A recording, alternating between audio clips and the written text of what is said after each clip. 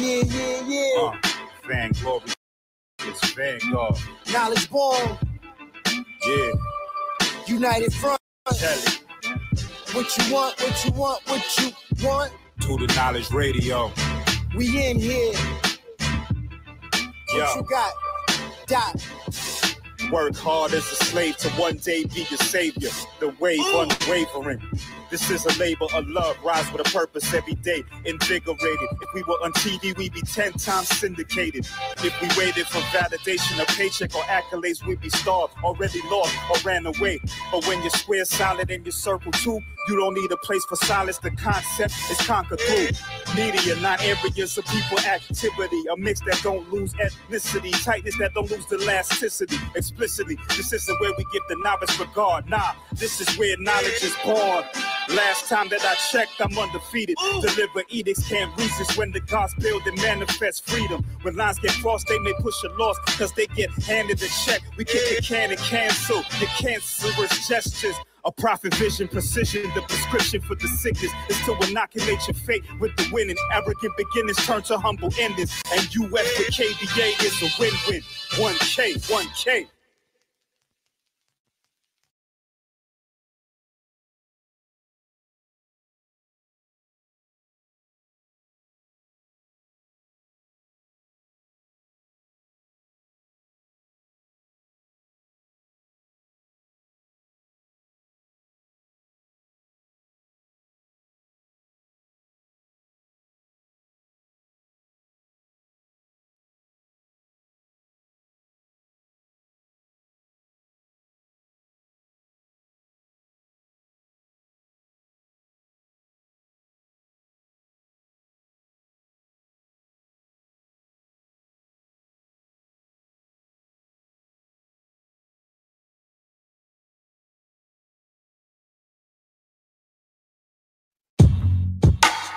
What is called what they call history, which we call our story, which is the story of all life forms on a particular space. So the R string is a string that goes on forever. There is no cutting this string. I nearly cried when Dr. Sebi died. The same for Dr. Wilson. But I'ma stay focused and slay these vampires like Van Helsing. Genocide, ethnic cleansing, no ceasing racial tensions. Pigs still perpetuating modern day lynches. Cobra or viper, pick your poison. Regardless of who's in office, don't make your offspring the sacrificial offering. Some say to each his own. I say teach our own or risk having compromised or deleted genome codes. He had a sex change, we had a heated exchange. I got charged with a hate crime. Can somebody please explain? Cleaning the burner the way things is looking. I might have to kill a fool who go up in ladies' rooms cause he feel like a woman.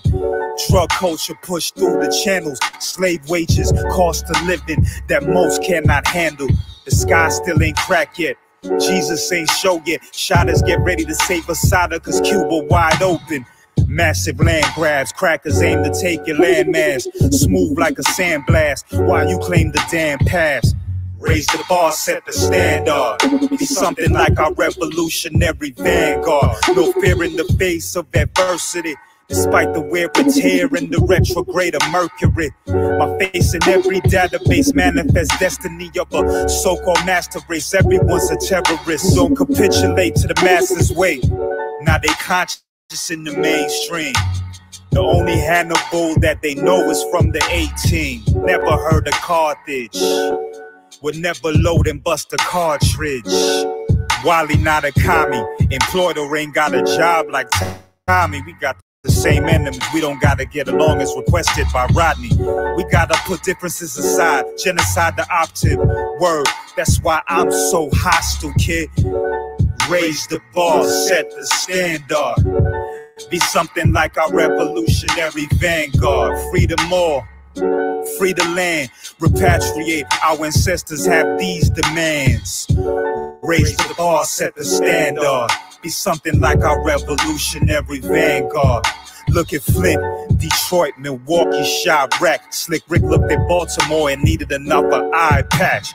Just got a kite from a P.O. Dub. He said, don't forget to write, send money, visit, show a soldier love.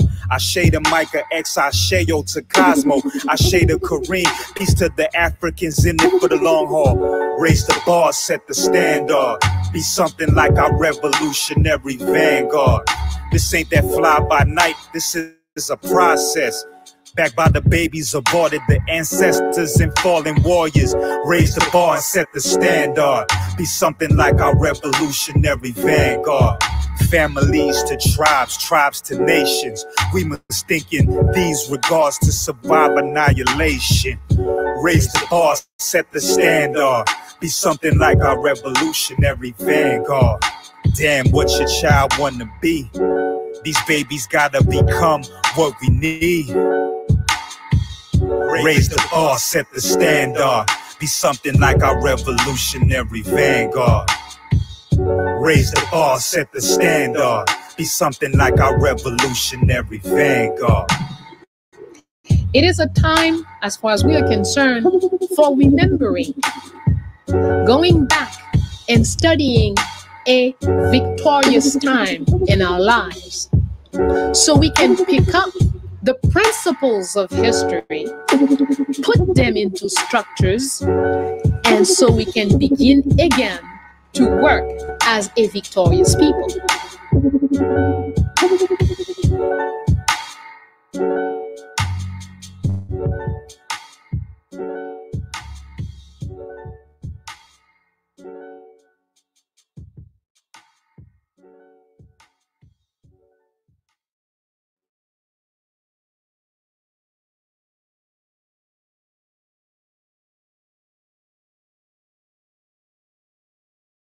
What I wanted to do was, ask you guys, who is United Front?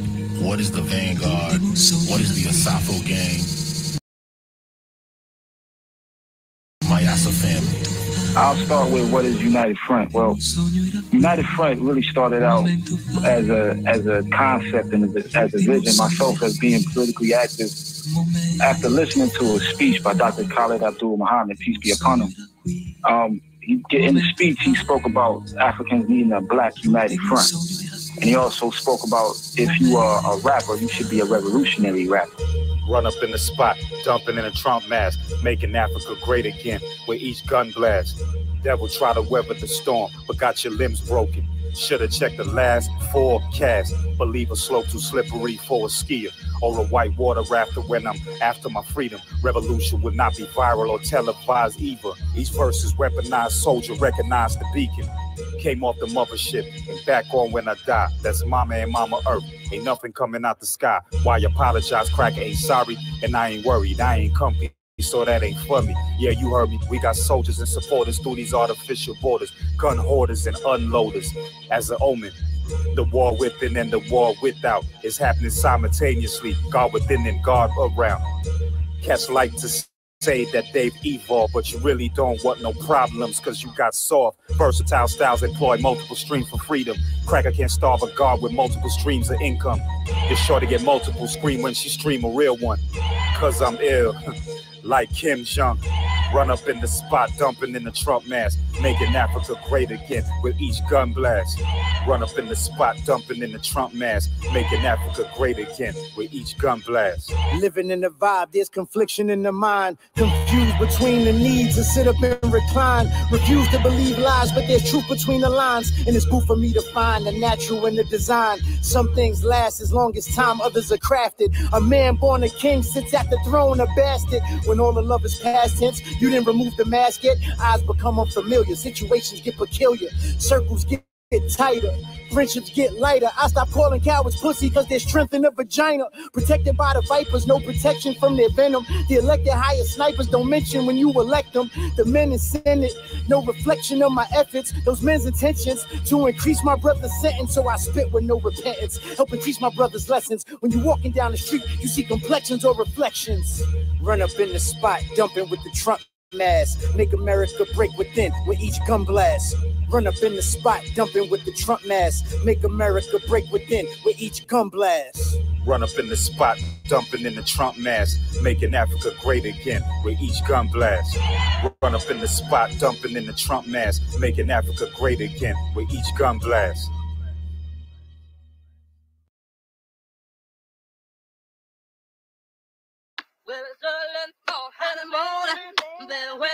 Now, don't get me wrong, I do other kind of music, but there's rules. I don't need to violate the system. You know what I'm saying? I got tons of old music where I can hear myself violating. And you know what I'm saying? Some of it is still dope as far as hip-hop. I still like hip-hop. I'm not sitting here, I'm not about to promote certain things, but I still listen to a lot of things that you probably think I don't listen to. You know, but that's what I listen to. But as far as what's going to come out of my mouth, nah, we going to do George and Lamont. It's Dito Green. I play my post like Hakeem. Rockets at the precincts for fouling my team. Use 10 times blacker than the average cracker. Use 10 like Houston. I be dream shaking these rappers. They racist illicit views get elected to get rid of you. I need a Malcolm X general clapping that cracker sentinels. Prosecution, prostitution, defense illusion. Bruising like we hoes, letting the pimp stay abusive. Trump said start looting, we start shooting. That's confusing, ain't shit new you've been doing. That's driving the wrong road or shopping at bad markets. Don't give a shit about looting, but they hitting the wrong target. A man named George sitting in a Jeep. He about to die by the knee of the police. A man named Ahmad strolling down the path, but jogging while black to get you shotgun blast. Police and overseers I see as identical on the streets. Negroes speak pig Latin, that tongue is preventable. Your white Christ theoretical and white rice synthetic food. Your white knight in every tune, it's impossible. This imposter crew accosted you with dirty constables. Use gal to hit you with a sonic boom for eating in your dining room. The Vanguard, you don't know any as true as those. I'm a vessel for the spirits, the lightning Jakuta throws. My proof of those claims, in every verse the truth is shown. And this booth is sewn up, cause when the booth explode, like my roots screaming, Kunz is home. To the wicked, I'm a sickness, I'm a virus, I'm a cancer. Rappers writing, but I assist papers, Dr. Francis.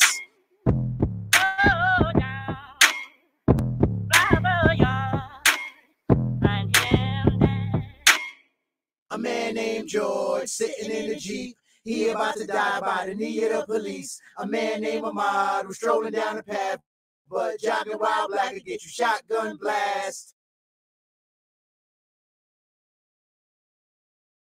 Now, United Front is the collective of MCs, myself, Dito Green, Doc Mockey, aka Ambassador O, and my brother out of Milwaukee, my brother University Avenue. So collectively, we are known as United Front. We are all 4 solo artists. Collectively, we also have groups within the group. But United Front ultimately is a collection of artists who are revolutionary in thought and in action. And it's about the uplifting of black people. We ain't trying to struggle no more. No more struggling. Act like the block in the jungle no more. Act like the block in the jungle. You made it out, they don't love you no more. Where the love they go? wonder why the trust is so low. So low. You know? We ain't trying to struggle no more. We ain't trying to struggle no more. Act like the block in the jungle no more. The block in the jungle. You made it out, they don't love you no more. Hey, where the love go? They wonder why the trust is so low. So low. So low. I can see why they ain't lonely at the bottom. Everybody judging, they ain't holding up their honor. You can hold me to my word, don't gotta be a scholar. It's caps off now out of college. We graduated from dollars to commas. What's next is digits. Victory is upon us. Don't be quick to speak. See, silence is golden. When you're grinding, your emotions control. And be modest, ain't no folding. When it's violence, I'm unloading till it's sirens. Even though I'm protecting mine. Around here, respect is prize. You can tell I make how I stay next to nines. I see them look and start recognize before I'm recognized. Never forget, the mind's weaponized. It's still a sophomore when it's repping time. Cause the whole city cutthroat just to be next in line, next in line, next to we ain't trying to struggle no more. Can't act like the block in the jungle no more. And when you made it out, they don't love you no more. And they wonder why the trust is so low, so low. We ain't trying to struggle no more. Can't act like the block in the jungle no more. And when you made it out, they don't love you no more. And they wonder why the trust was so low, so low. Heavy misery loves comfort. Love just don't love and leave. But ask me to just believe that when you're starving, it's hard not to adjust the greed. I was living out of balance. I never wanted to touch the beams. But when your stomach touch your spleen, you be dead if famine crush the team. Tops get cropped. If we come for cream, might think we do it just for gleam. The diamond encrusted rings. But when I was asleep, I had illustrious dreams. Still every angel doesn't come with wings. Nightmare on every street. Imagine waking up a king, the throne, the trusting queen. Carving out the plushest scenes. Apart we do our part together, what a love supreme. To success, I become a fiend, addicted to multiple incoming streams. I still rather be invisible than run the scene. Prosperity breeds jealousy more than the money green, huh? We ain't trying to struggle no more. Can't act like the block in the jungle no more. And when you made it out, they don't love you no more. And they wonder why the trust is so low, so low. We ain't trying to struggle no more. Can't act like the block in the jungle no more. And when you made it out, they don't love you no more. And they wonder why the trust is so low, so low. Low on meditation, low on education, low on self-preservation. Low in expectation, low in the hole. If low is your goal, you stuck in limbo. So how low can you go? Stab shot, molly wop, pop it not yet. We rep that block, love that inanimate object. Love J, love this, love cock yet. Slacking, acting like a lackey, wondering why you ain't the boss shit.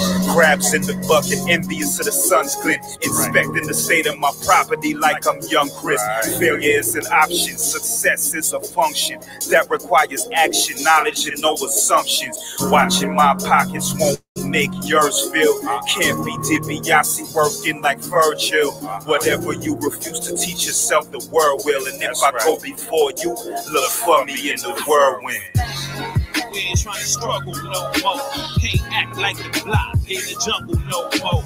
And when you made it out, they don't love you no more. And they wonder why the trust is so low, so low.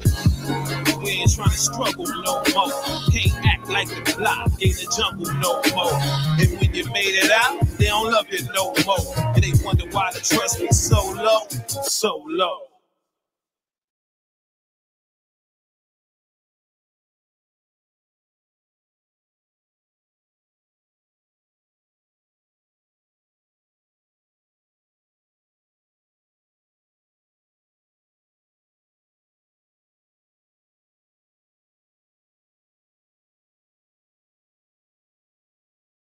When I found Africa, it gave me my heart. It gave me my sense of direction. And it really told me what my responsibility was to my people. And what John Henry Clarke said, you know, if it can't be used for your liberation, then it needs to be thrown in the trash can of history. So rather than waste my words and my talent just saying empty words and empty ideas, I'd rather say what's on my heart.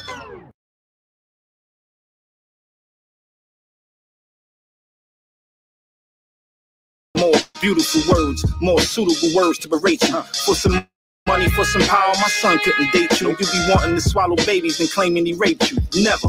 I will never let you kill him. You gon' try to lynch him. You gon' paint him as a villain, try to imitate him. German, English, or Sicilian, it don't make a difference. Try to hurt one of my children, throw you off a building. This war, as blood covers the shores, the whirlwind has returned. The Garvey and the soul, we prepare for revolution with Garvey type resolve. Till the issue is resolved. How do you trust a psychopath who go around conquering land? His aspiration is the love for a man. How do you trust a peace officer, revolver in hand, who's known to start sparking the dark of the tan? How do you trust a school system that teaches you a slave and neglect that you a victim, then they ship you right to prison? Don't own what to be evicted. And it's really that specific. You take it as a joke. Malcolm tried to tell you, we taking it for quotes. Take the information, take it to the babies. Organize the brothers down to take a crack his throat. We won't make it if we don't. My black power is anti-white, cause they anti-life. Kill a cracker, it's a chance I might. See a thief, you cut his hands on sight. Put your hands up right on our behalf to advance our plight. Show they dealing with some men, not mice. Say the meek shall inherit the earth, but the weak shall be fleeced and be buried in dirt. Say a men from the church, we can only die second if we bury them first. See, we disregard history, scoff at our traditions and believe in the mystery. It makes no sense to me. Jesus Christ was the first of the slave ships, packed full of Africans locked up, chained with. They gave me a machete to go chop up Cain with. We fighting for our freedom, so we chop up caves, bitch. Yeah, and kill whoever they came with. You can't reform devil, you ain't never gonna change him. No. Black Power, RBG, United Front, Sappho Gang, University Ave, Dita Green, Doc Maki, Mental Sun, Knowledge Bomb.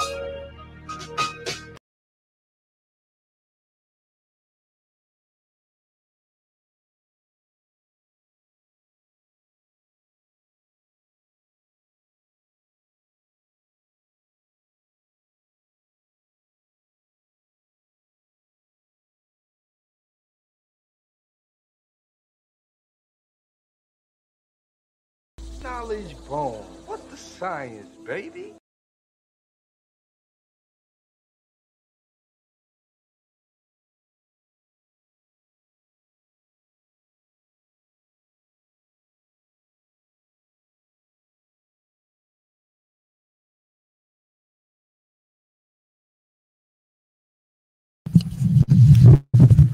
I want y'all to hear that heat, a little sample of that heat.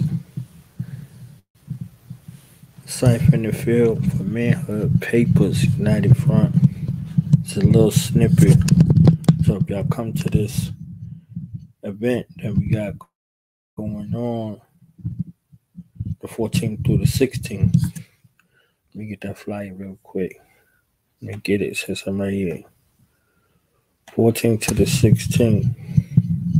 100 years in the whirlwind, over 30 speakers, 40 master course lectures, 3 radio broadcast shows, African speaking, 5 of the 7 continents, 14 through the 16. It's going to be off the chain.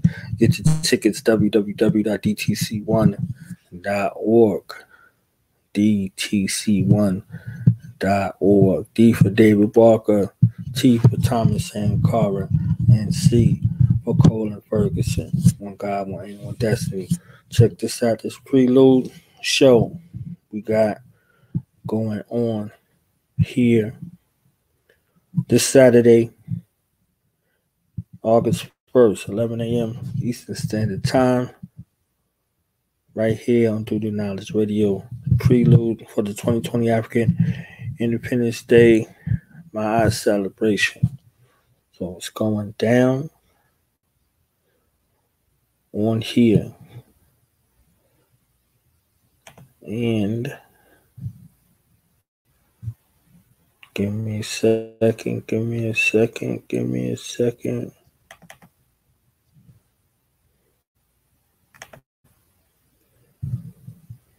It's going down. So be here 11 a.m. this Saturday, Eastern Standard Time, for this prelude celebration. And then join us on the actual celebration right here. Get it? Let me get it. Boom. 16th Annual African Independence Day Mind Celebration 2020 with the theme, Culture is Our Immune System. Saturday, as I said, after the prelude, we got the actual celebration, 4 to 8 p.m. Eastern Standard Time, simulcasting here on Through the Knowledge Radio and also Urban Shamans channel, www.youtube.com/Urban Shamans. So make sure y'all go subscribe, make sure y'all go follow. So that's enough of that. Let's bring on the reason for the season.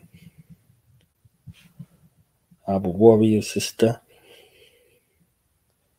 Sass, a.k.a. Sian Shua Louis, a.k.a. Assassin.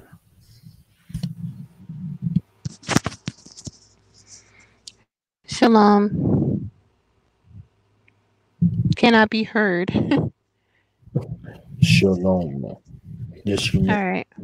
Okay. All right. Yes, you can. Can I? Kick it. Very good. What's good? I'm going to say that. What's good? What's good? Sensei. Rest in peace, Malik B from the Roots. He passed away yesterday.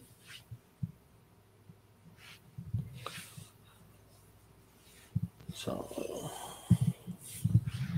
that's a little moment, another sad moment in hip hop. I don't know what happened.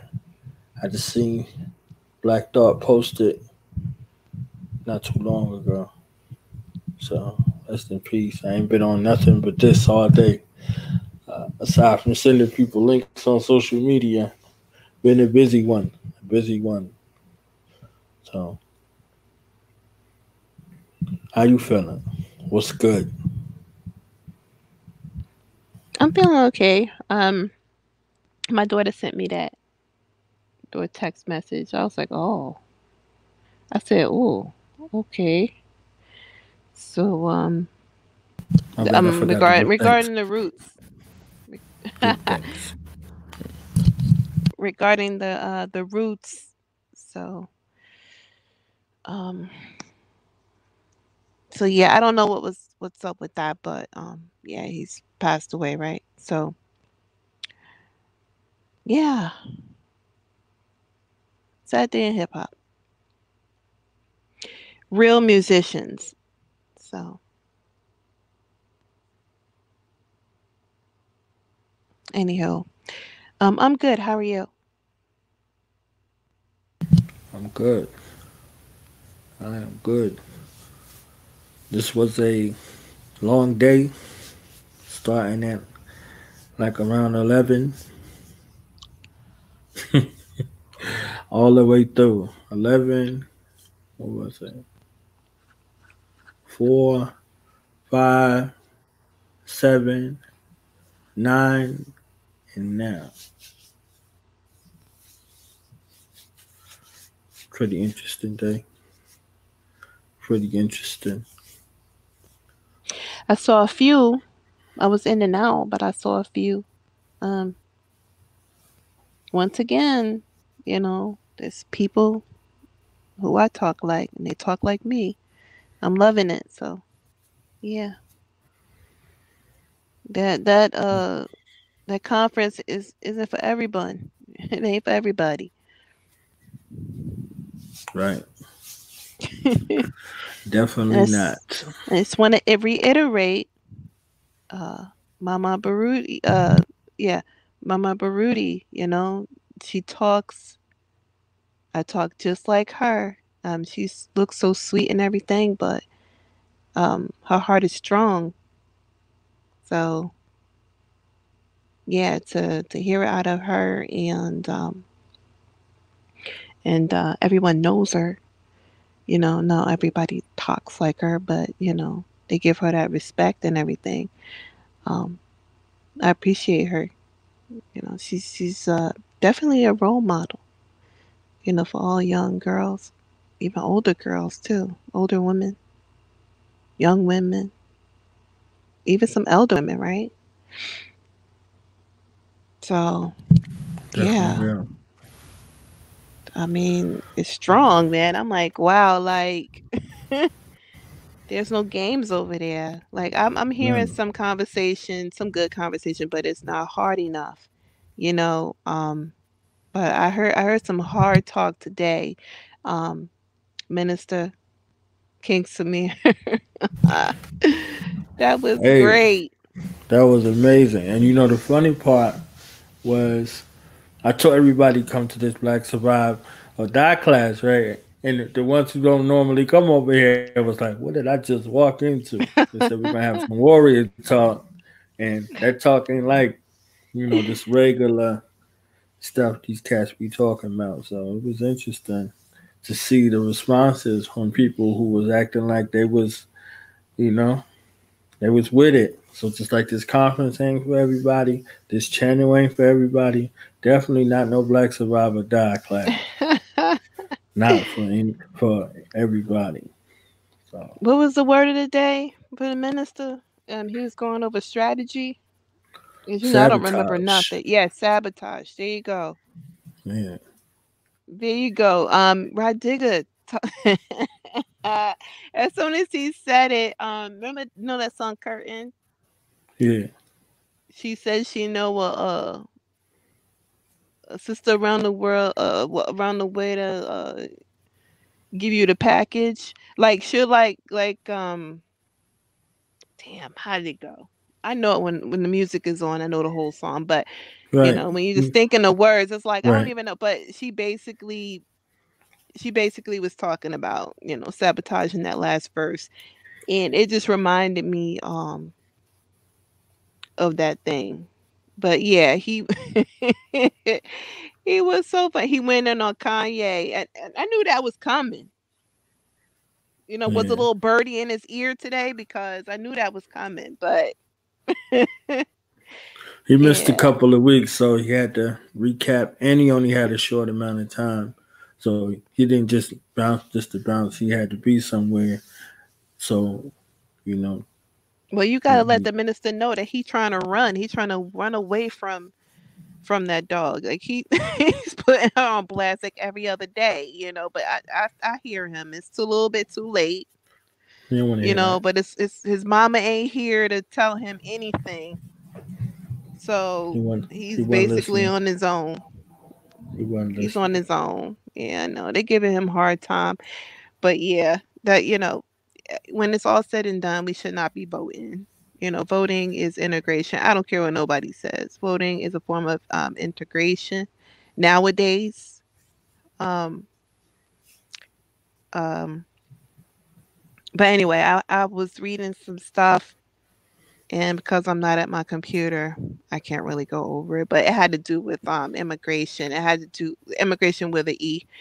Um, and with the Black Panther Party and stuff. But it was just some stuff I wanted to go over, you know, and you know, in the background before I come with it.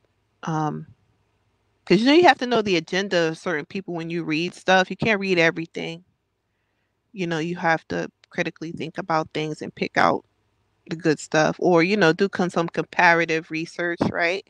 So it was just something that I read that I've not read anywhere else. So you know that I wanted to kind of talk about, but you know, I'm a People was looking for you last night. You ain't come through, so they was sad. They had to hear me talk, and they just left. They wasn't even trying to well, hear none of that. You understand? look, It was like, yeah, no well, sass. I no let me clicks. explain No myself. sass. No. You good. You good. You good. You good. You ain't got to I'm explain that. I'm just telling you that no sass, no clicks. It's all good. It's all no, I'm good. saying like, you know, lay Good. off of You the snacks, good. right? Lay off the Good. snacks, you know, because the snacks will have you knocked out. It's And cool. I wasn't even drinking. I You're got to right. I wasn't share. even drinking. I got to share a message from Baba Steve Coakley, like that was on my spirit. And when you hear Yeah. that message, and that is him bearing his soul. He was with Dr. Khaled after Dr. Khaled had got shot. You know, after everything that happened, those two both lost everything and everyone in their life. You know, and that's when we start talking about price. You know, yesterday I was talking about price because the price is heavy. It's a heavy debt. And I'm thinking about Mumia Abu Jamal. You know, I'm thinking about Delbert Africa who just came home. You know, 7 months George ago. Jackson. Yeah. 7 months ago, after 42 years in prison, spent 6 months Is it with his worth it, right? grandchildren. 6 months and out of here. You know what I'm saying? Like, so just, you know, is it worth it? Yeah. Is it Or worth it? can you do it? You understand what I'm saying? Like, can you do it? Like, you heard Baba Imhotep was talking about he Yes. was in a supermax prison and what they do Yes. to you in the hole in the prison that he was in, Mhm. and he was supposed to Mhm. be in there for 20 years. Mhm. Can you Mhm. do it? You know what I mean? Like, can you do it? If you ever read To Seize the Time, Seize the Time by Bobby Seale, speaking about Dr. Huey P. Newton in the hole, can you do it? You know, like you heard George Lester Jackson talking about the rechanging of the classification when you go in there as a revolutionary. You know, you go in there If you're a criminal, they don't give a damn if you're a criminal. You can be controlled by your vice. When you can no longer be controlled by vice, you are a threat. So if you look in our communities, the cats who selling drugs, they're controlled by vice. They're controlled by vice. You can predict their behavior, so they're not a threat. The moment that you change trajectory, the moment that you have that shift in thought and you have an inkling of a care about your people, they come for you. And you'd be lucky to be alive. That brother in the Bronx that got into the shootout with the police. I see his face and everything. They ran up in his spot, similar to the way they ran up in Fred Hampton's spot. But he shot them all and got away. He shot them all and got away. What is his name? It'll come back to me. I could see his face too. It was a crazy type of situation. He was one of the few ones that got away. So when you look at it, when they come for you, if your behaviors can't be controlled by some kind of vice, you're a target.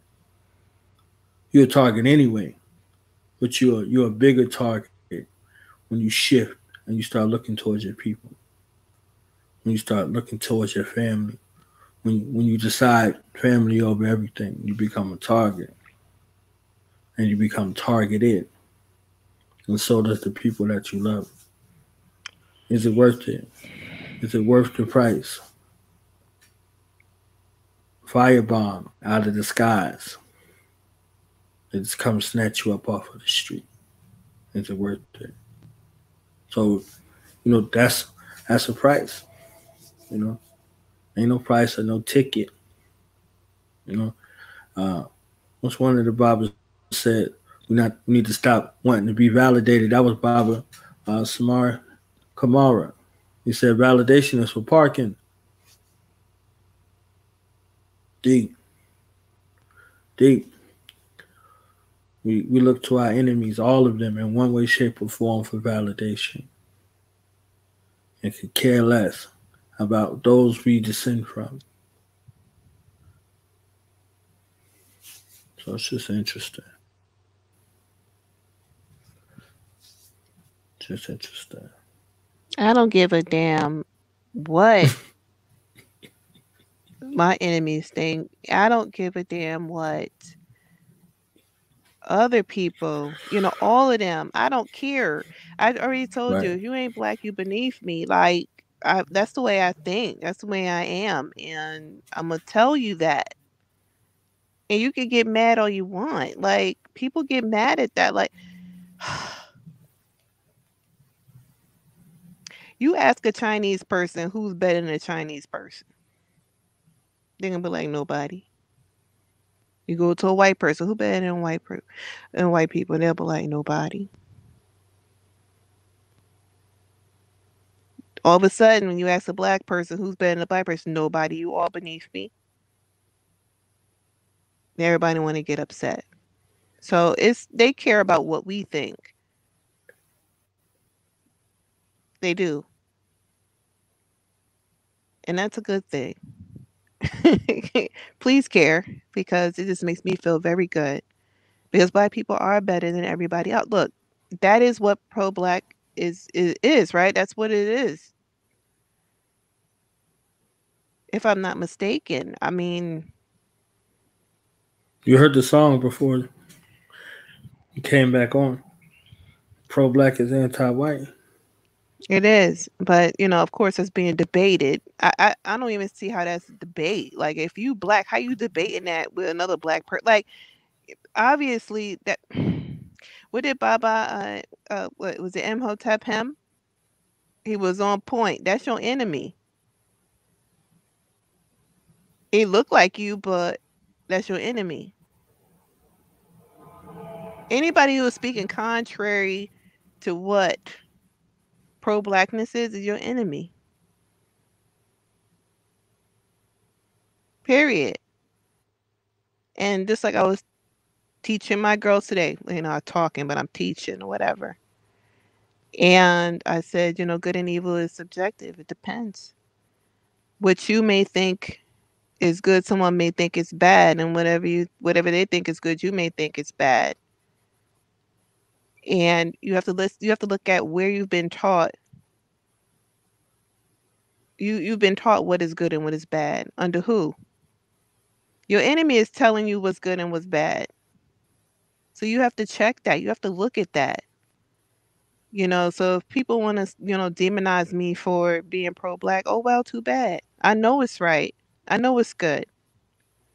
You may not think it's good, but oh well. That's your opinion. That's not going to make me change the way that, I think. I just don't understand how some of these smart Black people don't understand this. They don't get it. So they'll have other people beating up on them for thinking a certain way, and then they'll change it. They'll loosen up.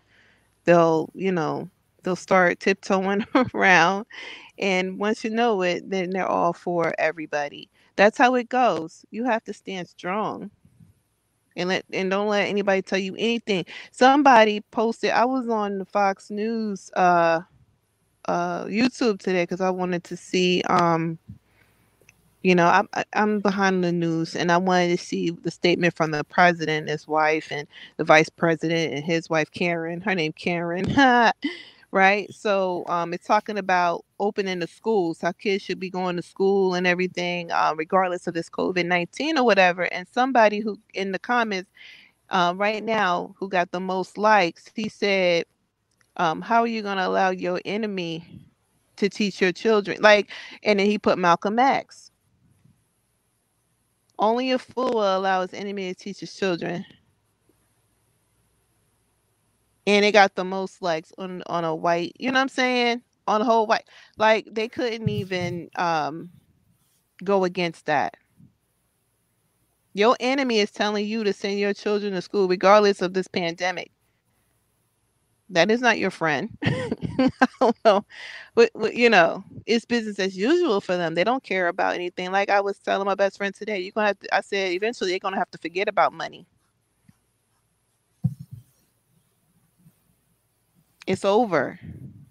It's a wrap. So, listen. I learned not too long ago, I want to say several years ago, what good and bad is. And had I known that earlier part of my life, it would have been, I would have had a head start. And that's facts. People guilting you into, come on, get out of here. You have to look at the bigger picture. It's about preservation. That's what Baba Imhotep said today. He said they will do anything for their preservation. I was like, he hit the nail right on the head. That is the whole point of why they do what they do. That's the whole point. And we have to do that if we want to exist. Right? There's no such thing as equality. It just isn't. It's either you on top or you're on the bottom. The good book teaches this. We're looking at it now. People are starting to realize, and people call that waking up or whatever. I don't like using that because that's been exhausted and it's been ridiculed already. But people are realizing now what it's all about. Our ancestors not too long ago understood that. And I read somewhere where they were saying that, practicing separatism was what gave them peace. They wouldn't have to worry about this tyrant out there trying, you know what I'm saying? Everywhere they went, they had to deal with this beast, it's animal, and so by them practicing separatism, it removed that. So what changed? They came up with this word segregation, right? And then they came up with this word integration.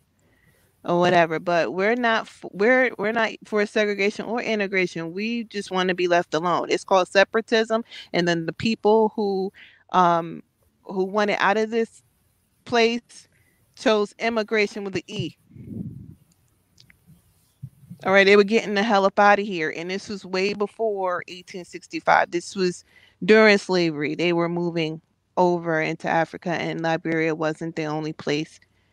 With several countries or whatever. Understand that African American people are in Africa, and they have descendants, okay, over there. They've been over there because they went back. Some people came back. I read some people came back because of X, Y, and Z, and that's something I wanted to talk to you about, okay? Because there's like a claim out there saying one thing, and I want to get your kind of your take on that. But for the most part, they were leaving up out of here. They were going bye-bye. Like, we're out of this. This place is hell. We getting out of here. So there were a lot of African, what they call it, African American, the books call it colonies. I would say communities over there where they moved and had babies and and then grandchildren and great grandchildren. So there are African Americans who are over there, who've been over there for generations. So this is nothing new, with like going back to Africa, like they call it theory. It's been happening. People still doing it today. I know people that moved to Ghana like 5 years ago, and I've been talking to them about it, and they talk about their struggles and things, but it's because they weren't born there. They had never, really, been there. I mean, any new place you're going to struggle a little bit, but as you you accept it, you move, you accept it, you work with the place. And the educator, you said his name just now, Baba Kamara, is that his name? Kamara, yeah. He said that the culture shock for him was seeing wall-to-wall Black people. Now, that is what I want to see. I talk about it all the time. Like, that is glorious. Only seeing Black people, like, that's amazing. And then I talk to people from the Caribbean, like, I said, well, why would you want to leave Jamaica, or why would you want to leave Haiti, or why would you want to leave the Virgin Islands or whatever? I mean, it's wall-to-wall Black people over there, and they will say, well, it's poor there, and we're coming to the North America, United States, for a better life. And I'm like, what? I'm like, you leave in paradise. It has its cons too, the weather, but you leave in like a peaceful place, to come up here and live like basically live like roaches in boxes. That's basically what it is. It's like you living next door, like arm's length with people, especially that's why infection spreads so rampantly in the cities, where crowds are living subpar, but they're saying that's better than living where they used to live. And I was just trying to like kind of figure that out. And it was like, well, you need to go live over there and you'll see. But I said, well, you don't actually know who you're talking to, because I can go live over there and on minimal. So, I mean, maybe talk to, I guess the average African American, quote unquote, African Black person. Maybe they won't want to live like that because they've been living a certain way. But I appreciate all that God has given me. All you need is food, clothing, shelter, and some sort of transportation. That's it in order to live. That's it. I mean, and have peace. That's basically what you want, is peace, right? You want freedom. You want peace. You don't want to have to compete with this, in this unfair place, right? So, but people said that's a better opportunity. Where does that come from? That's something I like to talk about. Like I don't know. I just don't. I don't know. Then you have some black people over there that thrive. So I'm just confused about all this. I know a bunch of trainees. They come here Getting and mixed reviews yeah, I'm getting about mixed people leaving. reviews because, right, because what happens is that the United States preys on their trades because they actually have trades, okay? A lot of them down in Trinity and Jamaica and stuff, they actually know how to do things with their hands. Um, because their high schools are based on trade. It's like equivalent to college. I don't know if anybody knows that, but it's a big deal if you have a trade and you're in the islands and you come here to work or whatever, they will hire you right off the bat.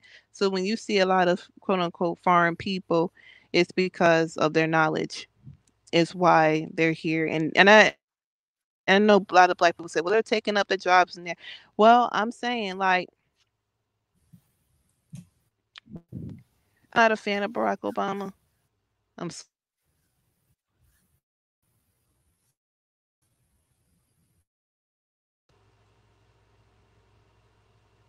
Can you hear me? Can you hear me? It's doing this thing it was doing earlier when it was freezing up. No, my child was trying to call me, but I told her to text me, So she texts me now. So um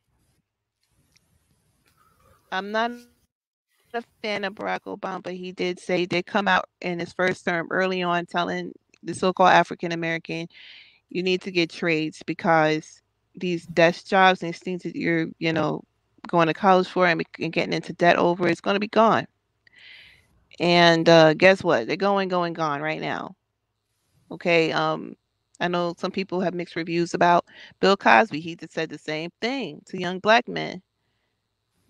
Start taking control of your life or whatever. And this just brings me back to once again Booker T. Washington, who said there is nothing wrong with manual labor. This is a thing that will, enrich your life, add value to your life, when you're actually doing things for yourself and your community. So in the Caribbean, this is what they learn trade work. So they come here and they get all the jobs. So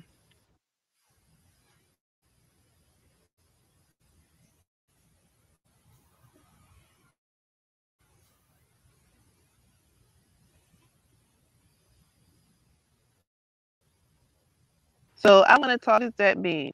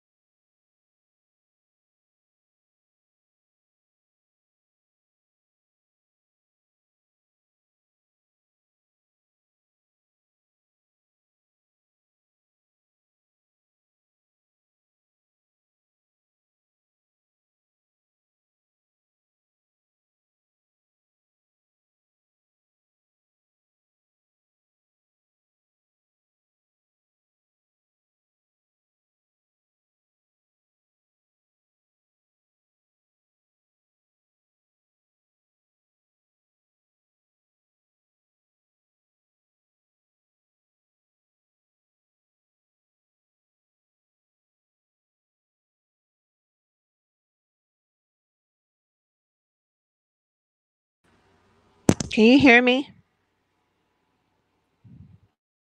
Yeah.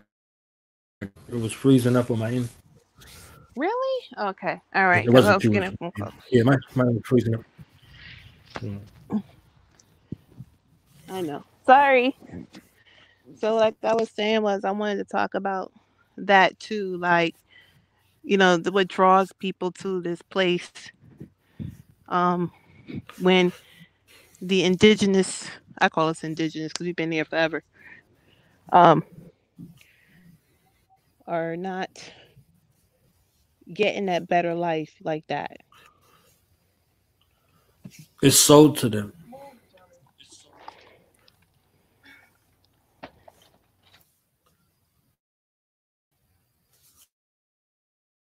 It's sold to them. That's at the end, It's right? kind of stuff like they market this, they sell it, they sell this place, they sell it through entertainment. This is why entertainment it goes around the globe. It's sold to them. You know, hook, line, and sinker. And then there are other instances where someone sends for you, or you're sent. You know, there's a lot of instances of that too. When you're dealing with satellites, like I was speaking about yesterday, these people don't just come out of nowhere. They're satellites from different nations. So their oath and their loyalty is to their nation, wherever it is. And you're dealing with a nationless people. As many wars and whatever that was done, no matter what political office, no matter what financial status, whatever, you're not here. You're not from here. You're not from here, and you're not welcome any place on the earth. Truly.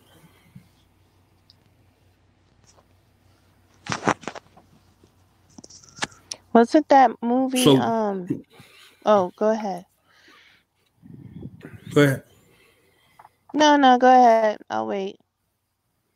I don't want you to forget. You said, wasn't that movie what? I'll forget. Yeah, I'll forget. Hero, where there's a part in it where his friend comes back in a suit, like a 3-piece suit. And he's like asking him, "What are you doing?" He said, "Well, we need to we need to practice diplomacy, and we're working with the outside world now, to That was advance Legend. our." I'm sorry, Legend. No, that was Fearless. My bad. I'm sorry. That was Fearless. Fearless. Yes, Fearless. See, yeah, that was Fearless. Fearless. Okay. Hero was another yes, I type love of situation. Hero. Yeah, Hero Yeah, was the Hero's shit. a different That was right. Fearless. Fearless. Yes. Yeah. Today, so they're it's your day. Today. That little homeless dude drunk all day. Today it's your day. Right. So they call China the sick man of Asia with opioids that they put in there. Yeah. Affected the people. That's a good topic to talk about. All those Chinese hooked on opioids. Yeah, that you don't hear about, but yeah. Yep. Yeah. That's good. That's something to talk about, like what happened with that, right? But it shows and you seen the Japanese come in. You seen the whole situation with the Japanese come in and who they came in with. Yes. That's why they have that hate relationship today. Yes. Yeah. Yeah. I they ran that down to me. So don't call it Japanese Chinese. Don't call it Chinese Japanese. Don't ever do that. But assimilation. And then you seen in that movie that The Last Samurai where they cut that that Slipknot, all of it. So everybody went through like the little this is why this bastard is the devil anywhere and everywhere that they go. Right. That's right. Anywhere and everywhere that they go. But looking back at us with this focus on us, this is the worst. It ain't shit that can be done in the world that'll topple our experience, and it's not a trauma bond with anybody else. So this is how you get allies. This is how you get linked suffering and shit like that. When you thinking you can trauma bond, the person who you trying to trauma bond benefits off of your suffering still this day, right now, at this moment. So whether it's an Asian, whether it's an Arab, whether it's a so-called Jew, whatever, whomever, wherever, they benefit from your suffering right now. And that is where things become unclear. Like you're not welcome no place on the earth. No place. And this is me approaching this from an African center, with an African elevated mind. You're not welcome any place on the earth. You're tolerated for what you do all over the planet. You tolerated for what you do all over the planet.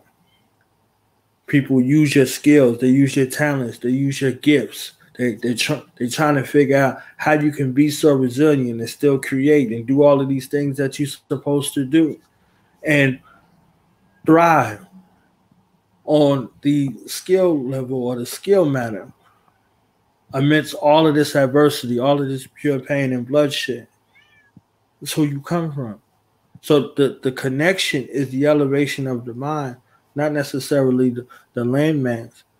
However, the landmass is a ritual in reviving and revitalizing your renewed commitment, because your place of origin is in turmoil and the world is benefiting off your place of origin being in turmoil and your people being in turmoil. With continental Africans and Africans in the diaspora at a war.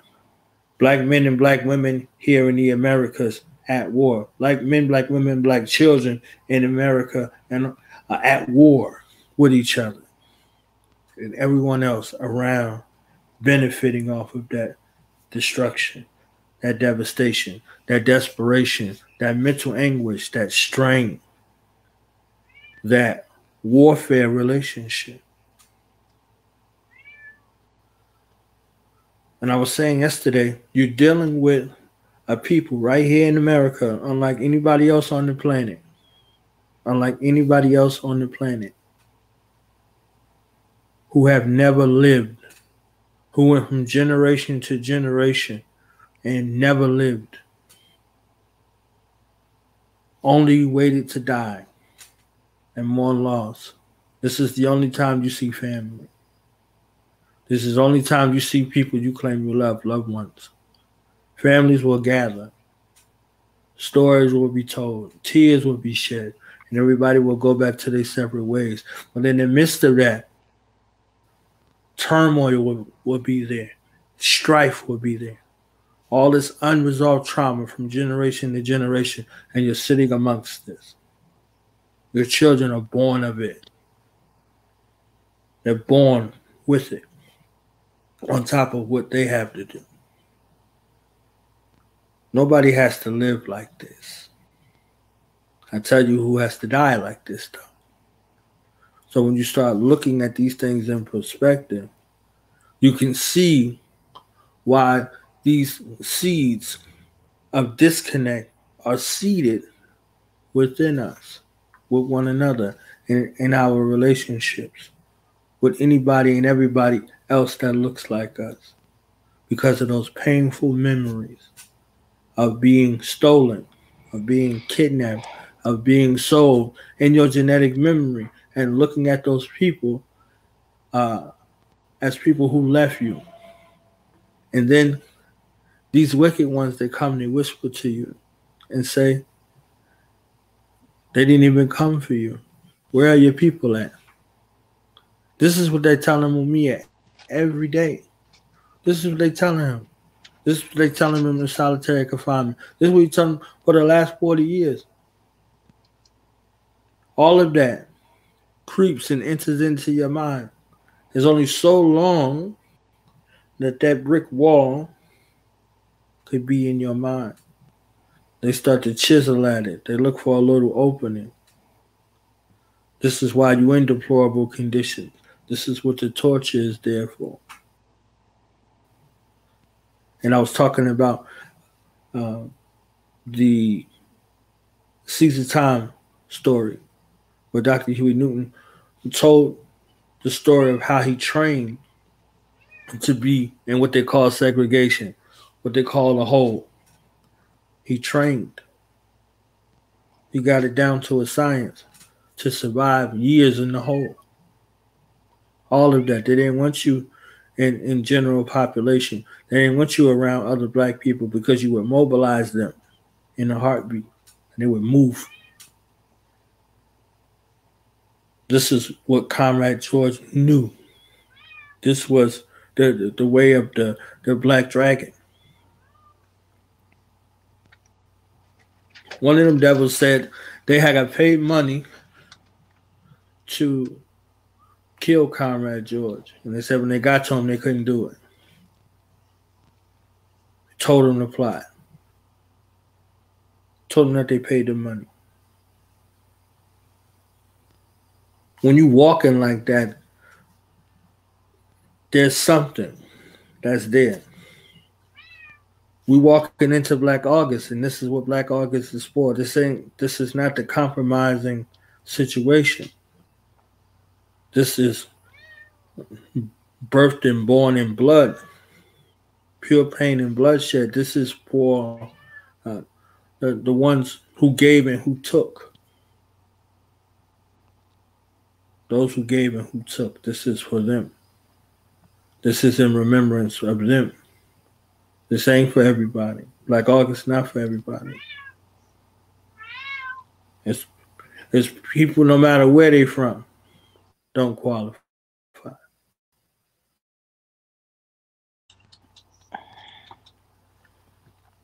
So this is that type of understanding. And this is why so much is done. And this is why these events are going on. To remember those brothers and sisters and those children who gave and who took. Meaning they gave their life, but they took some lives on the way out.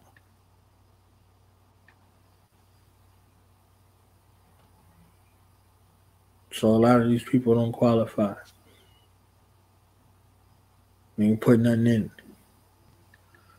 They listen to colonialists and neo-colonialists. They listen to devils, rats, and snakes. They listen to them, and they hearken to their voice. Jaziri Mobutu listened to them devils and allowed those devils to seep into his mind and turn against his brother, Patrice Lumumba. They offered him everything, and he ran for it. He took it. He took it.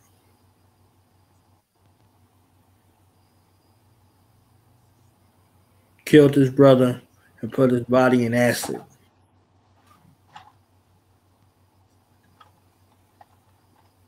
Somebody that was with Nat Turner told on him, told where he could be found.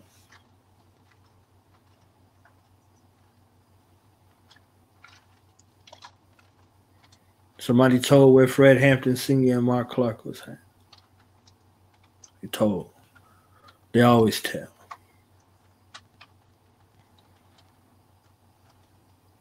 They always tell. Black August not for them. For these rats and these snakes and these snitches. Some of them still alive, still walking around. And they talking about that white little boy with funny hair.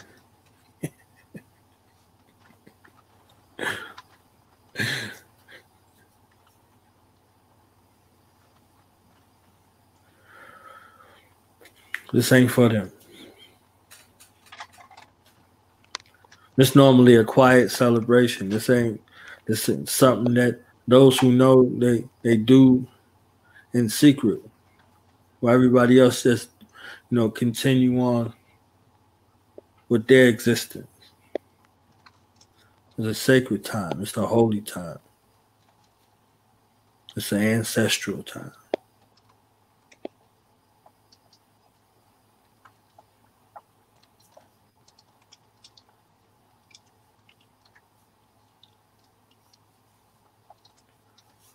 And as I said earlier, go ahead. The deception, the trade-off is you give us your access to your resources, your land. That is the trade-off for coming to the new world. What they call it was back then, the new world or whatever, to come over. So these countries, these people give access to their countries in order for their people to go and learn a certain thing. Like how you said they were sent there, they were sent here. Mm-hmm. Yeah. Mm-hmm. So it's the same thing. It's the same thing, now that like it was back then. And now they're in so deep they can't get out of it. So That's right. when who said who was the one who said that was Bobby, that was Dr. Bobby. He said it's mathematically impossible, right? Right. For this cracker to be everywhere and On be in top. charge, right? Yeah. Right. Mm-hmm. That is how they got on top.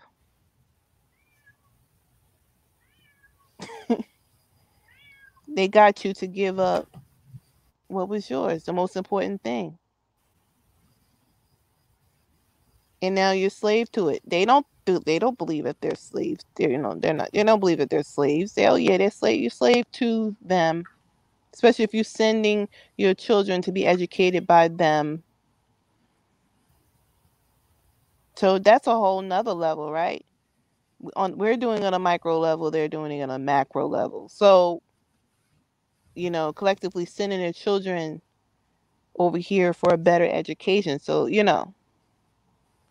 we send it to the public school. So then that leads into the public school. Why are they pushing parents to send their kids to school? Because they understand the importance of the Department of Education. It's called indoctrination. If that is gone, they lose the minds they want to control. So this is why they're pushing to open the schools. People are saying, well, oh, no, it's because of money. That's part of it. But the main reason why is because they need your child's mind. They need to keep the game going.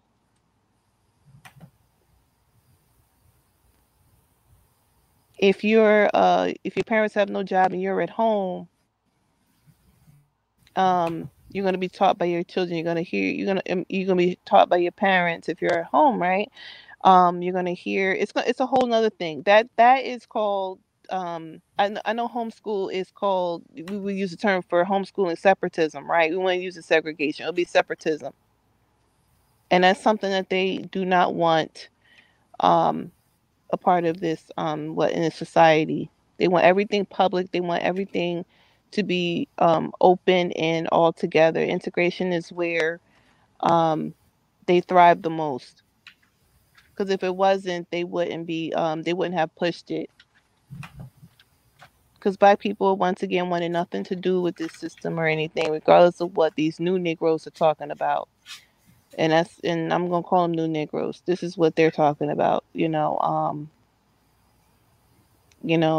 I get that our ancestors were here, but they wanted out of this place.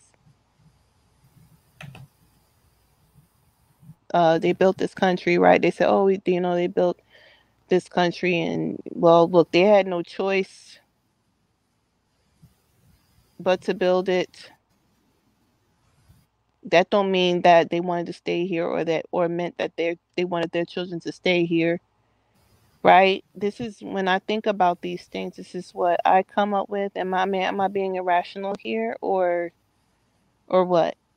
I'm not discounting anything. I'm not discounting the work or anything, but that was forced work.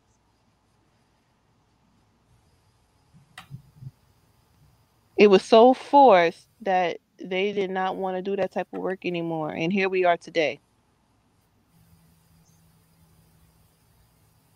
So,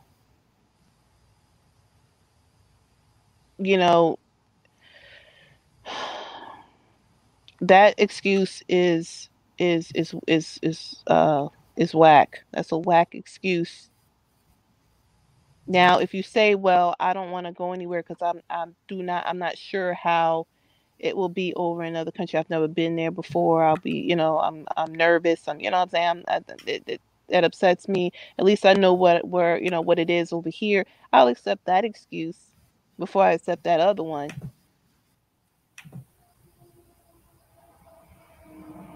So how do you feel about that? Those excuses? The different excuses, and I'm not, one of them I feel like is whack, but the other one, I'm more open into hearing, and accepting possibly. So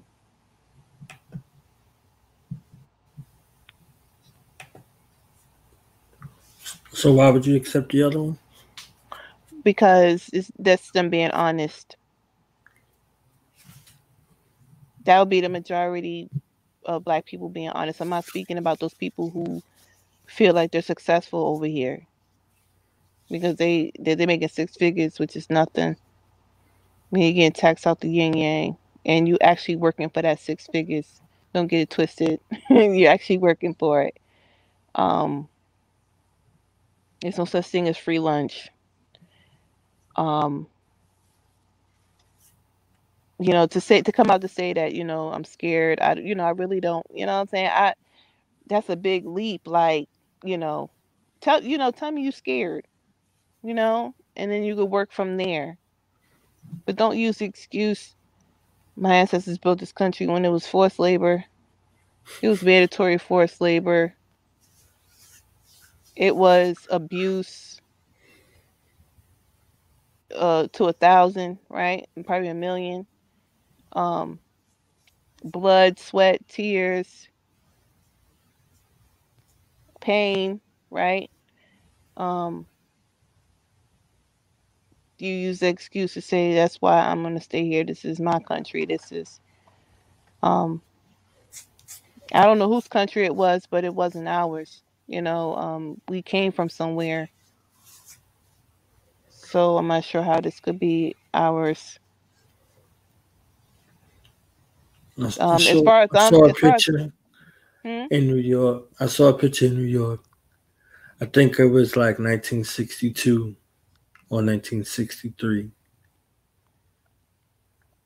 They had a Black man with his arms behind his back like this. I don't know if you can see my arms. Mm-hmm. You hold somebody from behind. Right. His chest was exposed. And there was a picture of one of these devils stabbing him in the chest with an American flag. Mm-hmm. Trying to kill him. Mm-hmm.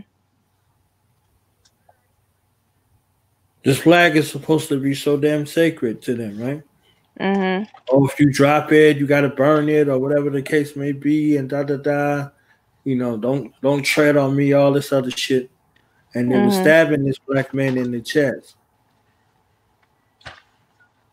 He died trying to be an American. He died like, oh, do you want to be an American? And stabbed him in the chest with the American flag. Like, this is where you start dealing with psychological insanity with this concept of American. Like, I hear people say African American and don't understand the psychological ramifications that come along with that. Mm-hmm. In order for you to be here, African people had to die. Since they was talking about your ancestors died for this and died for that, died for you to have the right to this and all this other shit. With your ancestors died for you. They died for you on the way here. They died fighting for your life here. Like, that's the only thing that they died for. It got nothing to do with no fucking rights. But again, when we was talking about if you start off with slavery, everything else looks like progress. You don't see this degeneration. And this is how you can exist in this state and have all of this, whatever you think you have, and you're still depressed. You're still not happy. You're still not happy. Because this is not what fulfills you. This is not what makes you whole. And what did you have to give up? And what did you have to do? Who did you have to double cross to get it? Because you can't just get it over here. It cost. It cost. So this whole concept, like you could never be an American, ever. You could never be American. Why is that? Because this thing don't exist. You can never, like, this thing is a farce. Like, this don't exist. So you can never be an American. You can never be a citizen, any of that. You think that you can do citizen things. They can give you money and you give it back to them. That's robbery. That ain't citizenship. Right. You go to one of these fiduciary officers and say, I pay your salary. You work for me. They beat your ass. They shoot you. With these people who they set this thing up, these beasts that they set this shit up for, this family system of beasts and apes and rats and dogs, this is their family system. You don't Here you apply. go. You can't. There you go. That's what I wanted you to You say. can't. Right. You can't fucking fit in it. Like, you can't. Like, there's no way. Right. You know. And there is no America. You know, these Yeah. other people, they be talking about, oh, okay, this is a corporation. Yeah, well, you don't work here. You don't work here. When did you get hired? You know, and then they, you know, they like, it's double talk. So the psychological ramifications is, this is a corporation, and this, you know, this thing in charge is a CEO, and you don't work here. You the bum outside the building with the change cup. You're not a part of the family. If you want to You the break bum it down that outside way. of you the bum outside of the building with the change cup, Mm-hmm. wanting to be in, you know, wanting to be in, like all of that, like, And we'll double cross your own to try to get in there too. right. Right. And use excuses like my ancestors built this country. Yes. Yeah. You die, and you die. You go to war and kill, and you come home and you die. Mm-hmm. Is that old news or is that new news? That's old news. Old news. Yeah. They fought a civil war for us. They fought a civil war to see who was going to have control over us, control over their property. That's right. That's right. Bring it out. They fought a fucking war. They fought a war. Right. Black people in the North had it bad, just like the ones in the South. They fought a revolutionary war before that. Mm-hmm. Yep. For who was going to have control over us. That's right. Where were we? Right in the mix, fighting on both sides. It's about resources, right? One devil said you're going to be free over here. One devil say you'll be free over here. Which wasn't true on both sides, but yeah. And then they did it again. Mm-hmm. One devil fought to keep you in bond service. The other one fought to put you in a new kind of bond service. Right. And they won. Right. That's right. And they won. Yeah, that's right. So even when my brother Omar Wali Africa was talking about don't use the word ally and don't use the word N-word, like he was talking about it for real, because these things plague your psychology. You want an ally. Where are you going to get an ally from? Who's going to align with you? And for what purpose? Oh. The Asian world is at war. We need to get in that. Really?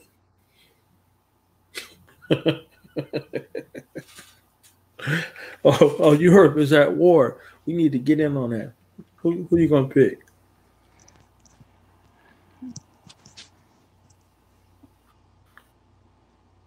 So, Baba, this is the mix that you caught up in. Yeah.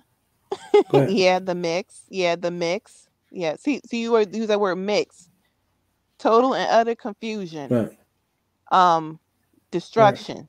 Right. Okay. At the end of the day. Right. Baba Imhotep brought out, I'm really intrigued by him because he was laying it down. Like I've been saying over and over again, we talk about voting, we talk about the stupid political system we're under. You need to understand their records. And I don't, and I mean, maybe people are just ignoring it, but when you get into like political science or whatever, there's things you have to learn. And it's all political philosophies, okay? And it's mostly Western, if not all of it is Western, explaining to you how politics works and their thought process. It don't matter which one you read, it's all geared towards the destruction of others.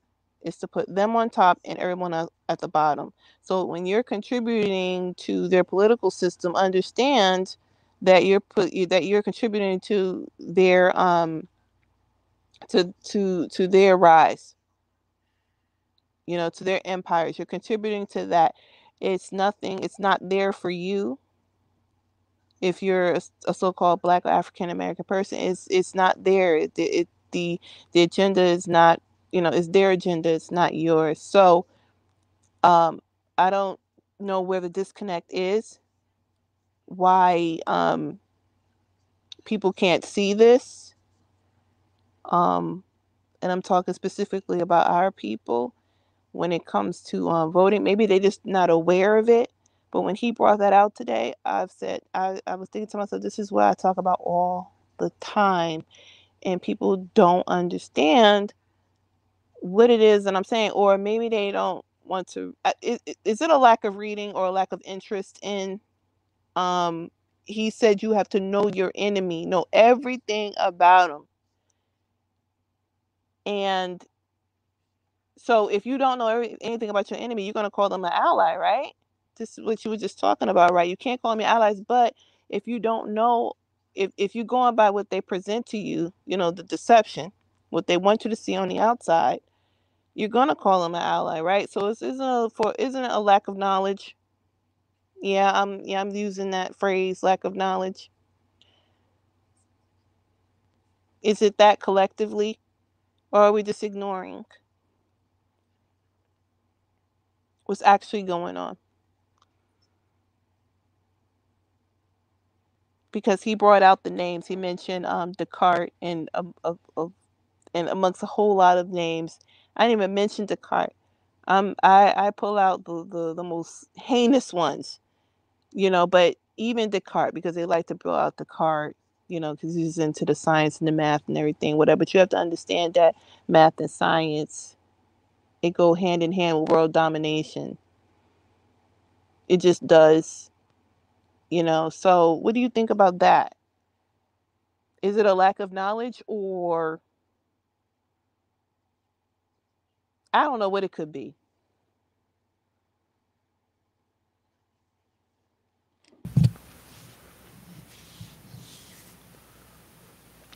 At the end of the last conversation, I was speaking about success and failure. And I coach youth sports. I coach a lot of youth sports, but mainly basketball. And the process of building a team, because they were talking about team today. They were talking about a football team. And I know some professional football players. And they go to battle on the field. It's a gladiator sport. It's a blood sport. They teach you to hate the other people on the other side of the line. You get rewarded for hurting them, punishing them. You get bonuses for that. We've both been in battle. We know how that mind goes. In order to build a team, I was talking to those young men and I showed the video yesterday when I was in Fort Worth last year, speaking to those young men, speaking to them about the team. And they already knew and they understood that. That was one of the takeaways from that engagement of sports, team building. If you can get a team to focus, if you can get a team to realize that nothing else matters except their team, nothing or no one else matters. The clock doesn't matter. The scoreboard doesn't matter. The referee's whistle on the basketball court, nothing else matters. That's a victory. And in that victory, no one can defeat them. But if you have players on the team that are more afraid of success than failure, they won't succeed. They won't succeed. The team brings the success out of the individual. The team makes the players work harder. The team does it. The coach organizes and strategizes it and puts it together, but the team executes. That's who does it. The coach don't got nothing to do with that. There's a point to where if you inspire them, if you move them, if you motivate them, if you put them together and have them work, they will echo your sentiments out on the court. In the traditions, your ancestors are your coaches. They're your guides. And you move with their spirit. You move in the way that they direct you. So you are their player out here, and they're your player over there. So you coach your family in the same way of your traditions ancestrally, and they run the plays on the other side the same way. It's a symbiote. So when you have people that purport to be on the team and they never win, in other situations, coaches come into that and say that this team is hopeless. You'll be more bugged out on the team that wins all the time versus a team who never won. They can win. What is that team going to do when they face opposition that is greater than them and they lose? The one that win all the time, they don't know how to lose. So if you're talking about the people who take losses and you train them up in the ways they should go and they get victory. This is our story. Against the people who think that they never lost. When you direct those steps and you see true success. That's why I love that whole scene with Bane and Batman in that fight scene, because he was telling him he was so crippled because he was used to just running up on people and doing them in. There was no competition. He didn't have no fights. He didn't fight nobody. So now when you're talking about somebody who evenly matched, who know all of your moves, who anticipate every move you was going to do, now you got the fight of your life. You got the fight of your life. So it looked like we've been losing, been learning, we've been strategizing, we've been planning, we've been preparing.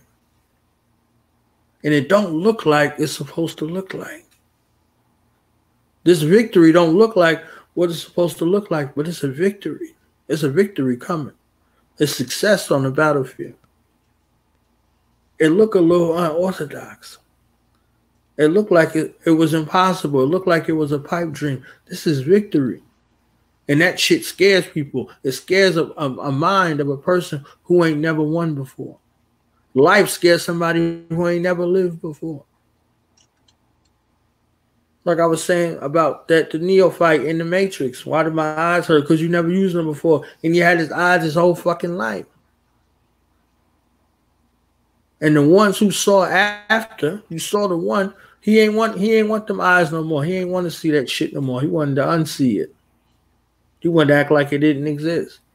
But he wanted to go back and be reinserted with the mind that he had now and remember everything, so he know how to maneuver and become a bloodsucker of the poor. So when you're looking at somebody and you're looking at people, when you get in a team together around a particular goal and an objective, you got to vet them to see who wants to win. Who has that in their mind? And then after whoever has it in their mind, because that's the first place where it happens, you have to see that victory in your mind. This is why they be talking all this law of attraction shit and all that. You have to see it in your mind. They're creating visionaries in your mind. And they know when they supplant things in your mind, it only goes to a certain level. Public school. Right. And when you're looking at victory, you got to know everything about it. Just like you said, what was the joint? Reservoir Dogs. When that cop was talking to that white boy in the bathroom about this scene, he had to know everything, every detail about this story that he was telling. So because he had to trick his psychology that he was telling the true story, that he was really there. And he in there lying. But he's telling them the righteous one is telling the wicked one how to be deceptive, like he need a fucking lesson. But he wasn't going around people that was righteous. He was going around motherfuckers that was wicked, and they was righteously wicked. So they could spot a lie. These are thieves. They don't want to be stolen from. You see that? So this part, you're dealing with a team, and the task for the team is to win. But they don't have an example of winning. They don't have examples. So all of the examples of them winning are removed. And all they look like and all they have in their immediate memory bank is losses. They could have been the team that never lost and took a loss and never recovered. Mike Tyson fought Buster Douglas and he never recovered. He never recovered. And they cheated him out of his belt, but he never recovered psychologically because he went in there to win and destroy. So psychologically, you have to be able to take a person out of that state and bring them back from the dead because they died then. You have to resurrect them from the dead. And that shit is scary for people who died and got comfortable being dead. I'm telling you that we have a people who ain't lived yet, who spent the last 400 or 500 years dying, not living, but reproducing generation after generation with trauma undressed, without a renewed sense of purpose, not knowing what to do with that anger, not knowing what to do with those abilities, having to hide them, having to be quiet with them. You know how many sisters got to dumb themselves down to be in a relationship with a brother who in a state of nothingness and comfortable there? Oh my God. And all of that, you gotta hide yourself. You gotta dumb yourself down. You gotta pretend like nothing is going on. You know what kind of psychological and emotional and spiritual abuse that is?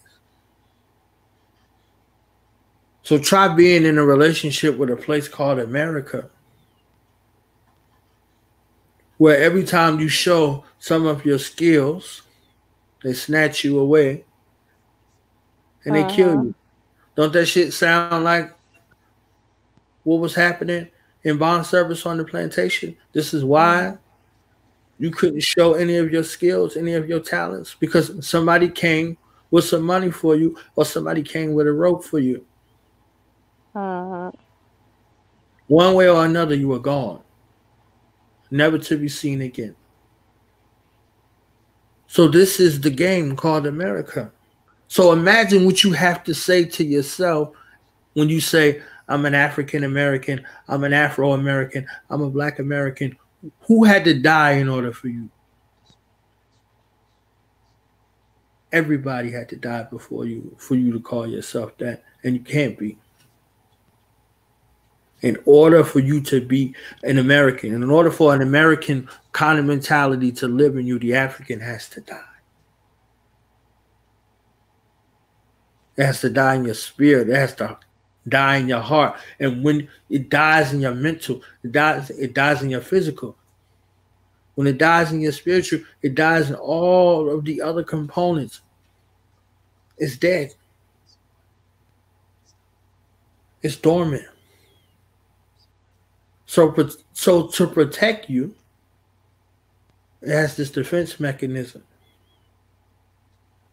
Oh no, I ain't no African. People act like they don't know where they come from. I ain't no African. Black, oh, I ain't black. because it's a reminder of death. This is why they say black means death and it has no standing in law, because anybody who stood up against the law that was black, they died. This is why. So as a defense mechanism, they think like, oh, okay, blah, blah, blah, and this, and this. You know, Bob Imhotep was talking about it. Uh-huh. It was their interest. Right. So that's why he was talking about that language. All of it. It all works in tandem with one another. These are all building blocks in regards to building your team. This is why my concept for the conference is on AIM. That's a specialty. That's a specialty. You have to know how to be able to move. If you can master your aim, you can teach somebody else how to master their aim. And that's two people aim on point. Then y'all can go out and recruit other people on that team to be a part of that team that are marksmen. They got marksman teams, and what can you do? Whatever the fuck you want to do. Because you can discipline your mind around a particular skill, and you can put the work in necessary to perfect your aim, so you'll be able to shoot with precision. So whatever you're doing, you don't miss your mark. Like I was talking with Baba Samara Kamara. Because you only got one shot. Sniper, one shot, one kill. It's not one main. It's not one disable. It's one shot, one kill. You ain't going to get twice. You miss, you got to withdraw because they're coming for you. But you're not out there by yourself. You got a spotter.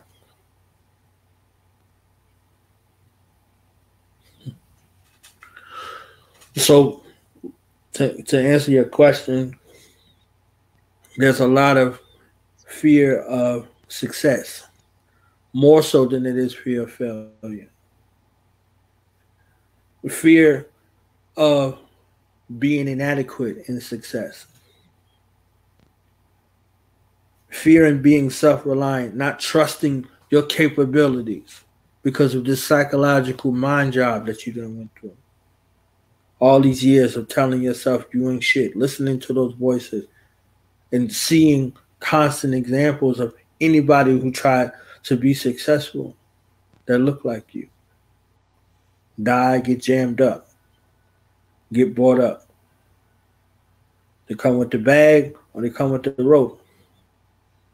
This is why they're chasing the bag. It's a bag for you to get caught up in. It's a bag for your head to go in. It's a bag to put over your head so you no longer see your people. When you get that bag, that's what you're going to do 9 times out of 10. And if you try to come back to your people, it will make sure that your people don't ever want anything to do with you again.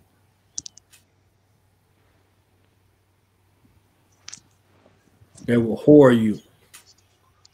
They will whore you in front of everybody. They will castrate you in front of everybody. They will hang you from a tree in front of everybody.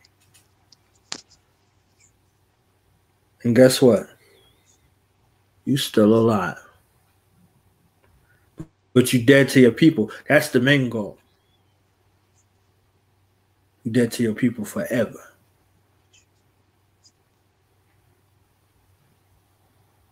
That's the goal. So now they can whisper to you. And they can molest you and they can rape you. They can sodomize you because they stole your manhood in front of everybody.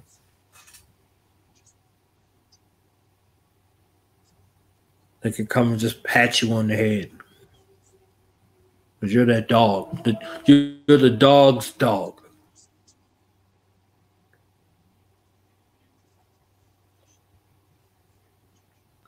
So that fear is crippling. Just like that analogy I give with RoboCop. RoboCop was killing everybody that he thought was a criminal. And then found out that his maker was the criminal. Thank you. That's right. Because they programmed him to know what good and bad was, right? Right. There you go. And he got before his maker, and his maker said, I knew this day would come when you would figure it out. Right. Good And example. he couldn't raise his gun. Great example. Couldn't raise his gun. I gotta use that one because that explains it perfectly. And these are the narratives that are painted. This was Superman's kryptonite. All of it, all together, all the same. All of that. And when they found it, they found it. Just like in that movie, The Crow. That dog figured out it was the crow and not the man. And if you did something to the crow, you could kill the man. And he killed him on that set. Like they killed his daddy. So that mind frame of showing yourself, this is what the cost is.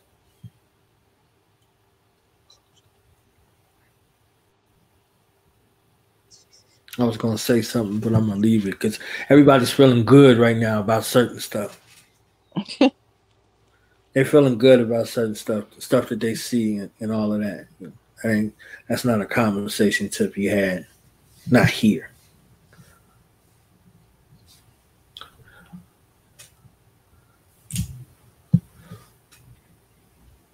People are forming alliances. And forming alliances with well-wishers who look a certain kind of way.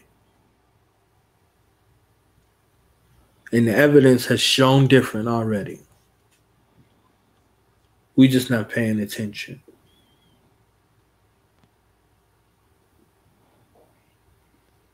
Just not paying attention. We never do. We always miss the soothsayers. And we crucify the warriors. We always miss the soothsayers, the backstabbers, the snakes, the rats, the informants. And we crucify the warriors. And then we say, where the warriors at? It's enemies at the gate. Why ain't nobody standing up for us? Where are these people? Where are these people at? Y'all listening to fools talk about them. Listening to fools discredit them. Suckers. And this is your audience. The African proverb is true. No one loves a warrior until there's an enemy at the gate. The gate is kicked open. Our people are encircled, flanked on all their sides. And they're killing us.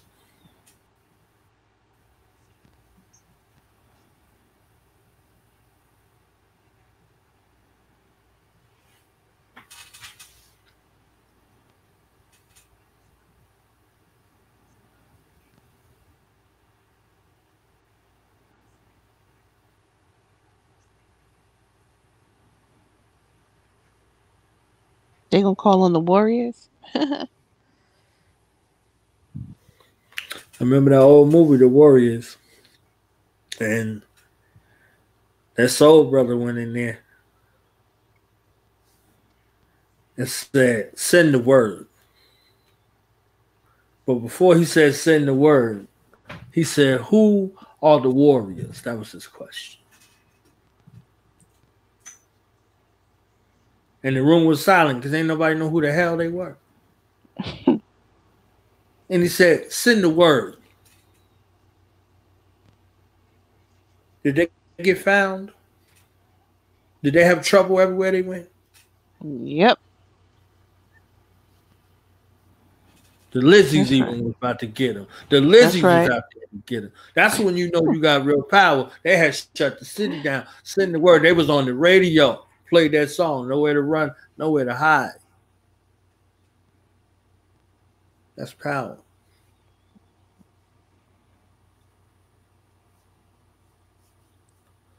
And you had a unifier. And you had a devil who don't deal with no kind of unification.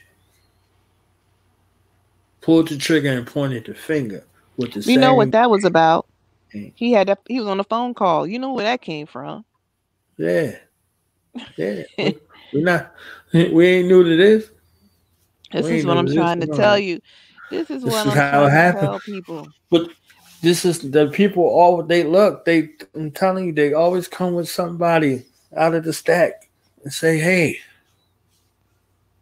what do you think about such and such?" You heard these warriors say, "It ain't the people you see, it's the people you don't see." Yep. It's people you never heard of. It's the people you never heard of. Let me tell you something. It's right in the history of this country. If when there's some sort of uprising, they have to go in a certain way to diffuse it.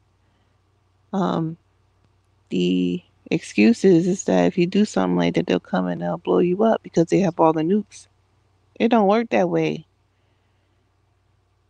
It just doesn't. So it's possible. I mean, it's happened so many times. I mean, that was just a movie, but throughout U.S. history, how many times have you seen it? Not with just us, but with other kinds of people too. Because they can find that loose screw, they're able to put down whatever it is they need to put down. It's sad, but it is what it is. Everybody that look like you ain't your friend. They're not your family. They're not your ally. They're straight up your enemy. They go contrary to what the community needs, to the progress of our community, then they are the enemy. And you treat them as such. Me, on the other hand, I let you know that you're the enemy. That's the difference between other people. But, you can move in silence. It's cool. I'm not a spy. I'm a warrior. So I move a little bit different. But, yeah, you have to take that into account. That movie shows you right there. Just imagine. I mean, that movie was diverse in the type of people that was in it. But you need to kind of imagine everybody being black. Mm-hmm. For a moment, right? And him getting that phone call, where that phone call come from. We know where the phone call come from, but it was to the person that looked like you. Right. And we see it happen all the time. It happens just all the time, even in Wakanda Forever. Forever. Even in that movie. I mean, it was obvious from when I first saw it. I'm like, oh God, this movie, man. And I knew it was going to be like that. And that's why I didn't go see it. I was like, I'm not supporting this. I waited till it was well over with, and it came on Netflix. Was it Netflix? Yeah, I was watching it. No, not on Netflix, on Disney Plus. I'm looking at it there, because my children are like, you should watch it. Yeah, I'm like, well, you know me. Like, am I gonna like it? My oldest was like, nah, you ain't gonna like this one. She was like, nah, you ain't gonna like this, and because she knows me well, and of course. I had to keep stopping the movie. Like, what the hell's going on here? What is this? This is crazy. Like, yeah, but that is how. And then sometimes it's not as drastic as that, or as snakish like that. So what they get is they get people, right? They get people who want to contribute to, include themselves in politics and to government. Them, the volunteers. So they get you through the volunteers as well. So, you saw in Belly how easy it is to get somebody, because they showed you how they had got those people to pull the trigger on Malcolm X. That was that example to show you just how simple it is. It wasn't something complex. Right. The operation was complex, but it was very, very simple. That's right. The spook don't have to be drastic. The spook who sat by the door. He went to the projects, to the street tribes. He didn't go to the college campus to recruit his army. Oh no, you can't do that. The Those people from the indoctrinated college, fools. the people from the college campus told the people at the police department, and this is how he got found out. His girl and his best friend. Public school. Yeah. Oh, you can't make this stuff up. His girl and his best friend.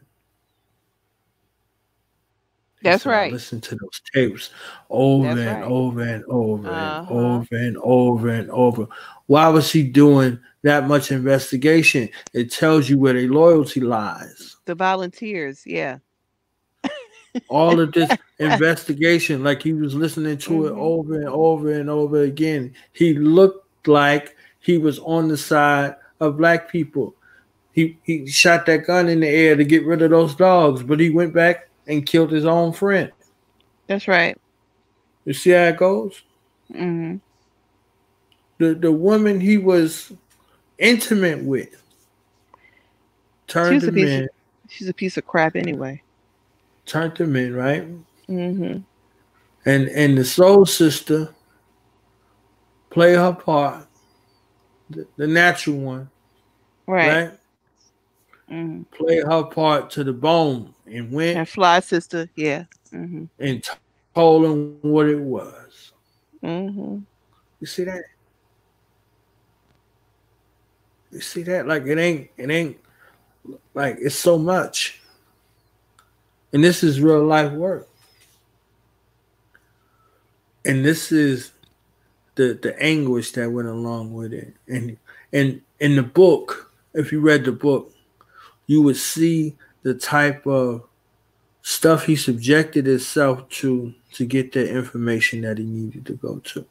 Everything to the bone, like the type of psychosis that he had to keep that mask on his face that whole time.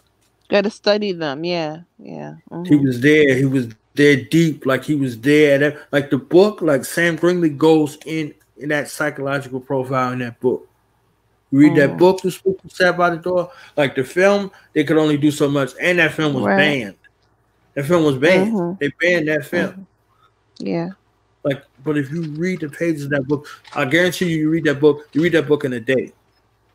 Yeah. Read that book in a day because you won't be able to put it down. But you start looking at that psychological profile that he put himself through. Nobody put him through it. You could see where Insadaka came from. Mm-hmm. You could see what that character development, like what that was. Like he subjected himself. Like they talked about it in a quick overview, but they didn't talk about it from him. Mm-hmm. They talked about it from him when he was ready to whoop T'Challa's ass. Like that's when he gave a little brief introduction of who he was. Mm-hmm. But before that, they put it artfully in the mouth of that fucking CIA agent who was talking about him before they even seen him to make up and seed in their minds as soon as they saw him how they would see him. See that? He didn't have to be in there when they talked to each other because he was already in there. He was already in their mind.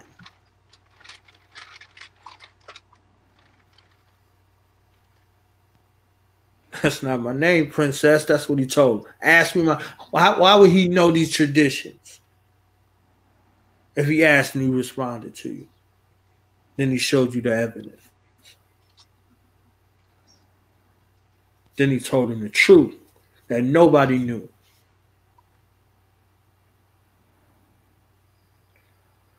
But that psychological job right there, like he had to follow every step to the letter, like every step, like the movie illustrated. Like that's why I love the movie, because the movie illustrated it so you can see what it looked like. Because in your mind, when you're reading the book, you just like, damn. So they gave you little snapshots. You know, he let that fat dude throw on when they was doing the judo. He let him. See, but that devil know when you fake it. You can't fake with that devil. He said, I don't like your fake humility. He said, I don't want you here. And then he tore his ass up and choked him the fuck out.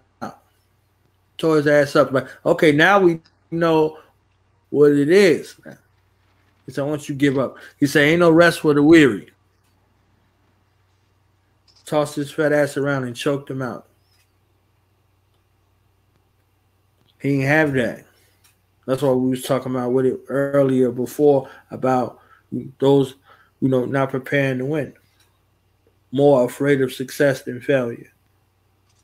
Everything calculated. Down to the last drop.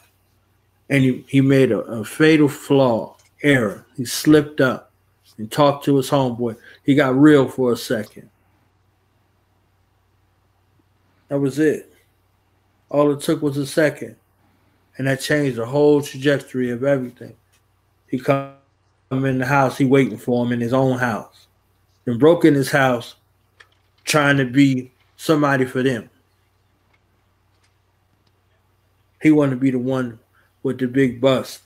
And he came in there with half-cocked information, but there was enough for him to pull a gun on somebody he grew up with. Mm-hmm. See, them loyalties all split. He said, the communists, they don't think a nigga smart enough to do it.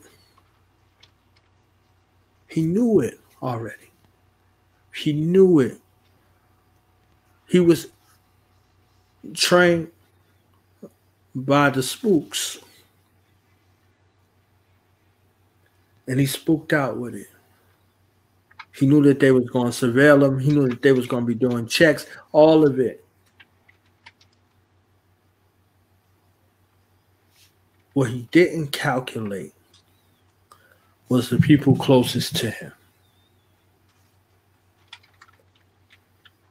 That's what he didn't calculate. He thought that because he had love for them and they had love for him, that he could recruit them. Fatal flaw. But just like with all deaths that happen to African people, something is incited.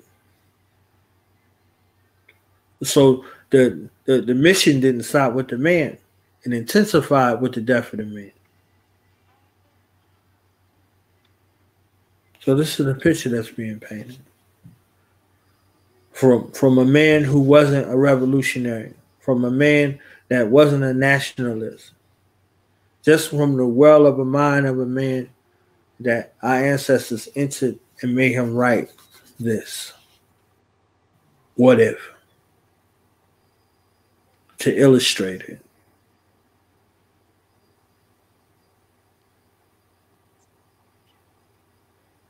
It ain't the ones who look like it.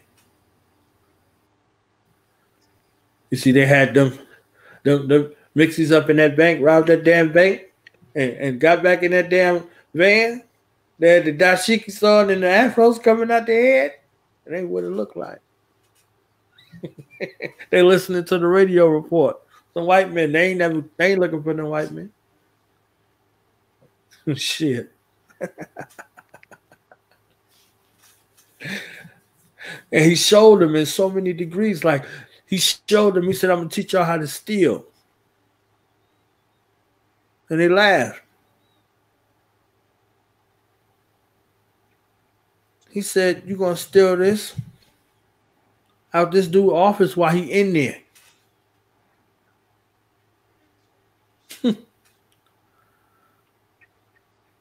So he's showing you how to move undetected in plain sight. They ain't looking for you. You came in there with a 3-piece suit, they would have been on guard. You came in there with a mop and a bucket, and you got everything. Mm-hmm. People ain't getting trained like that. They ain't looking at espionage, and they ain't looking at sabotage. They ain't looking at intel gathering. They ain't looking at reconnaissance.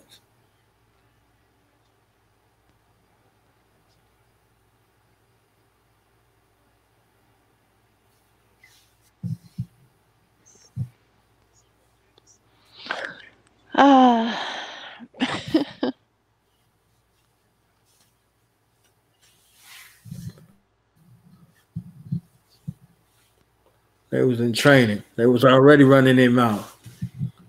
He said you better watch what you say about white folk for the fact that they might got this place bugged and they ain't there, right, listening to all of the shit they talking in there.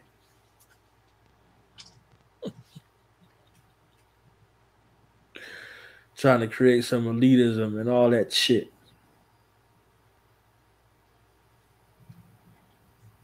That movie right there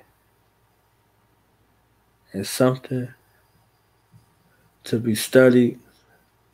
That book is something to be read and analyzed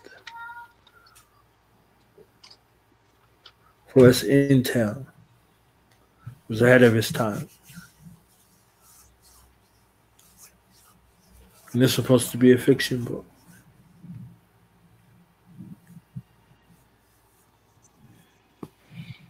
Let the naysayers tell it. It's impossible to do these things. That's right in the history. It's right in our. It's in our history. Yeah, it's in our history. Yep. Right. U.S. Black history is right in our history. So when people start talking like that, I'm like, they know nothing. Right. And not to say that I know everything, but no, man, you obviously just don't know how it works. Yes, no, I don't. No, I don't. You got it. Here you go.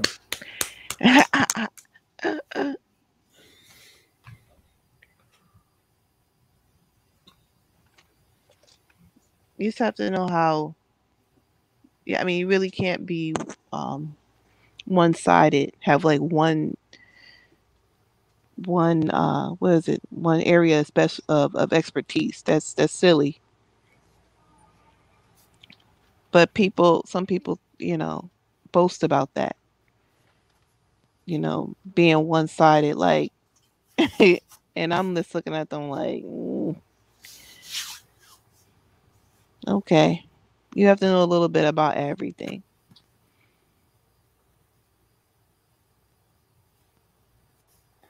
That's how your enemy work. They don't know anything. As expert, they dabble in a little bit of everything. That's how they're able to do what they do.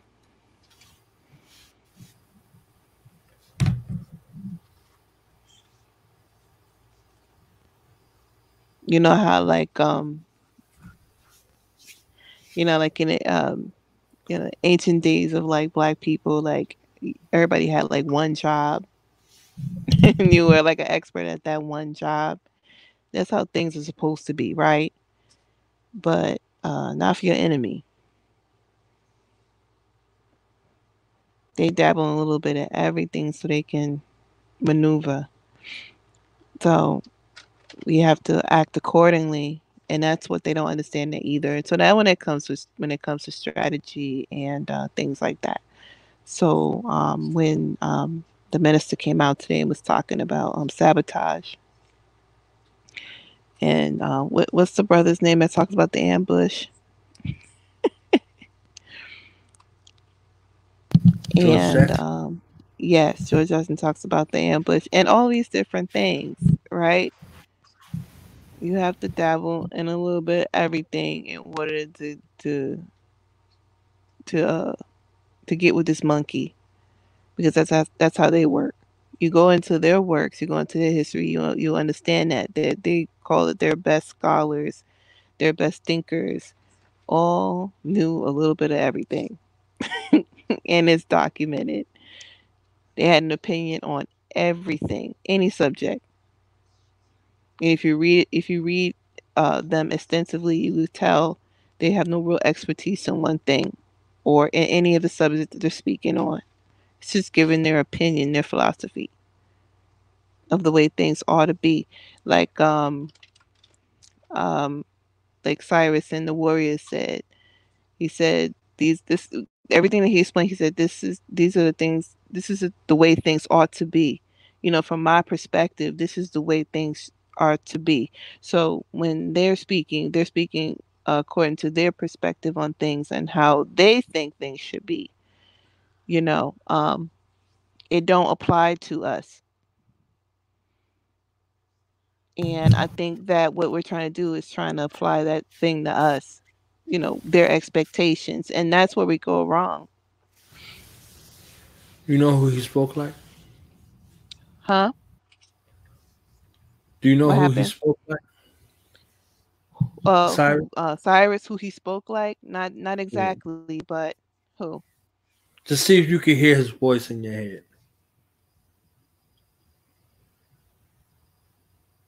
You hear his voice?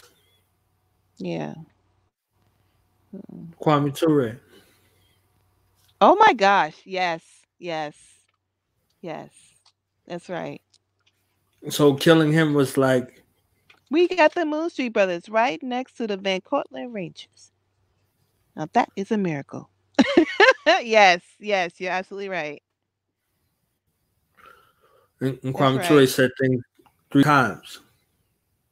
I So say when he was things 2 or 3 times emphasizing too. his Right. point at the end, when he said, "Can you dig it? Can you dig it? Can you think it? That's right. Can you dig it?" You see that kind of advanced mind. So they That's put right. that there, Mhm. and then they showed him being killed Yes. because they wanted to kill Kwame.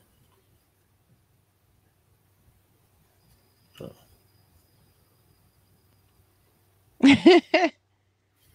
You picked that up. Hmm. got nothing else to do. Now, I mean, the Warriors is what, 1978? 1978. The I think it was Warriors came 78 out. or 79, something like that. 78, 78. 79. I know it's 78. That's a special year. So, That's yes. right. I'm glad you picked that up. But yeah, he's letting you know that this is the way we see it is the way it should go. Because it's in our best interest. And what is our interest? To take over this city. To get on top, to dominate. That is the whole point. But when you get in a room with our so-called leaders, and the people who follow them, the volunteers, okay, they do not come up with that. That is totally not it. It is to work with the enemy to try to get some sort of benefit to allow us to do something. Yeah. And Baba Imhotep said today that they'll do anything and everything they need to do to preserve themselves. And that is the truth. So they don't play by any rules or whatever, especially the rules they set up. The rules that they set up is for you. It's not for them. So yeah. I mean, if you think like that, you'll start to understand the games that they play. Right? It's not the rules are not for them. It's for everyone else. So when our brothers and sisters are being locked up for petty crimes, and I will say sisters are um, locked up at the same rate as black men are. That's a fact. With trumped up charges as well. Um, you have to understand that they're subjecting us to their rules and then, of course, to their penalties. It don't mean that we're wrong and they're right. Most of the time, they're wrong. Going against when we go uh, against the status quo and do what's natural, they demonize that. I don't know if anybody understands what I'm saying or can understand what I just said, but I'm not going to explain that again. I just said what I said, and that's that.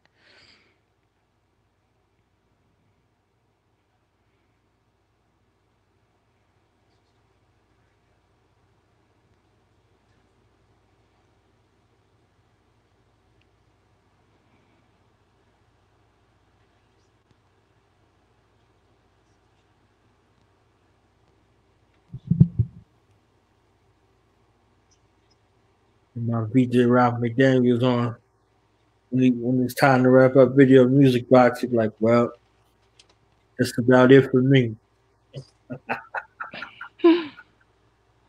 Ralph, Big Ralph. So Tori said, now it's time to say goodbye to all my Negro friends.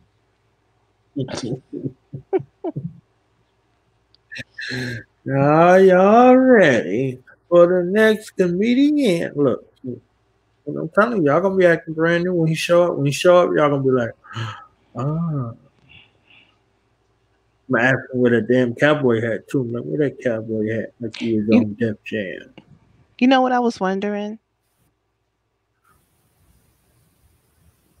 What's that? I wonder what Mama Baruti thinks when she does interviews with certain people who don't rock how she rocks with, but they want to talk to her, but they're on this Pan-African thing and they're on this unity thing, but don't exactly agree with her. Like I wonder if she ever thinks why do they even have me here? She's like I'll entertain it, but I wonder what she thinks, because if you look at the community as a whole and just like Baba Baruti said, that whole conscious that's ridiculous. That's what he said. He said no. He said he said we have to get rid of that word. Basically, it's not rocking with it. But in the community of conscious community, when people are talking to Mama Baruti, they have to understand where she's coming from. They understand where she's coming from doesn't necessarily mean that they agree with her all the way. I wonder how she feels about that. Or like she's saying, oh, well, I got really no choice but to talk to these people because they're halfway there, or, they're somewhere in the middle or whatever. You know what I'm saying? Because you know what I'm saying, right? I do. And she gets the utmost respect, but they're not rocking with her like that. That annoys me. But I'm just saying, I wonder how, what she really thinks. I don't think she would share. She probably would share that if you asked her that. But because she's that bold. But I have to wonder, sometimes.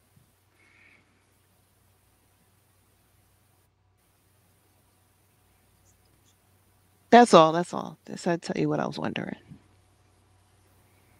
So I'd be meditating on, certain things and blah, blah, blah, blah, blah.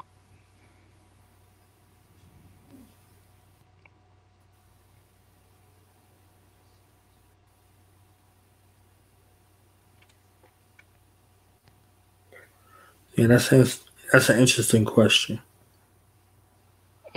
I ask her one day. Uh-oh. You know what I'm saying, though, right? You. I do. Okay. All right.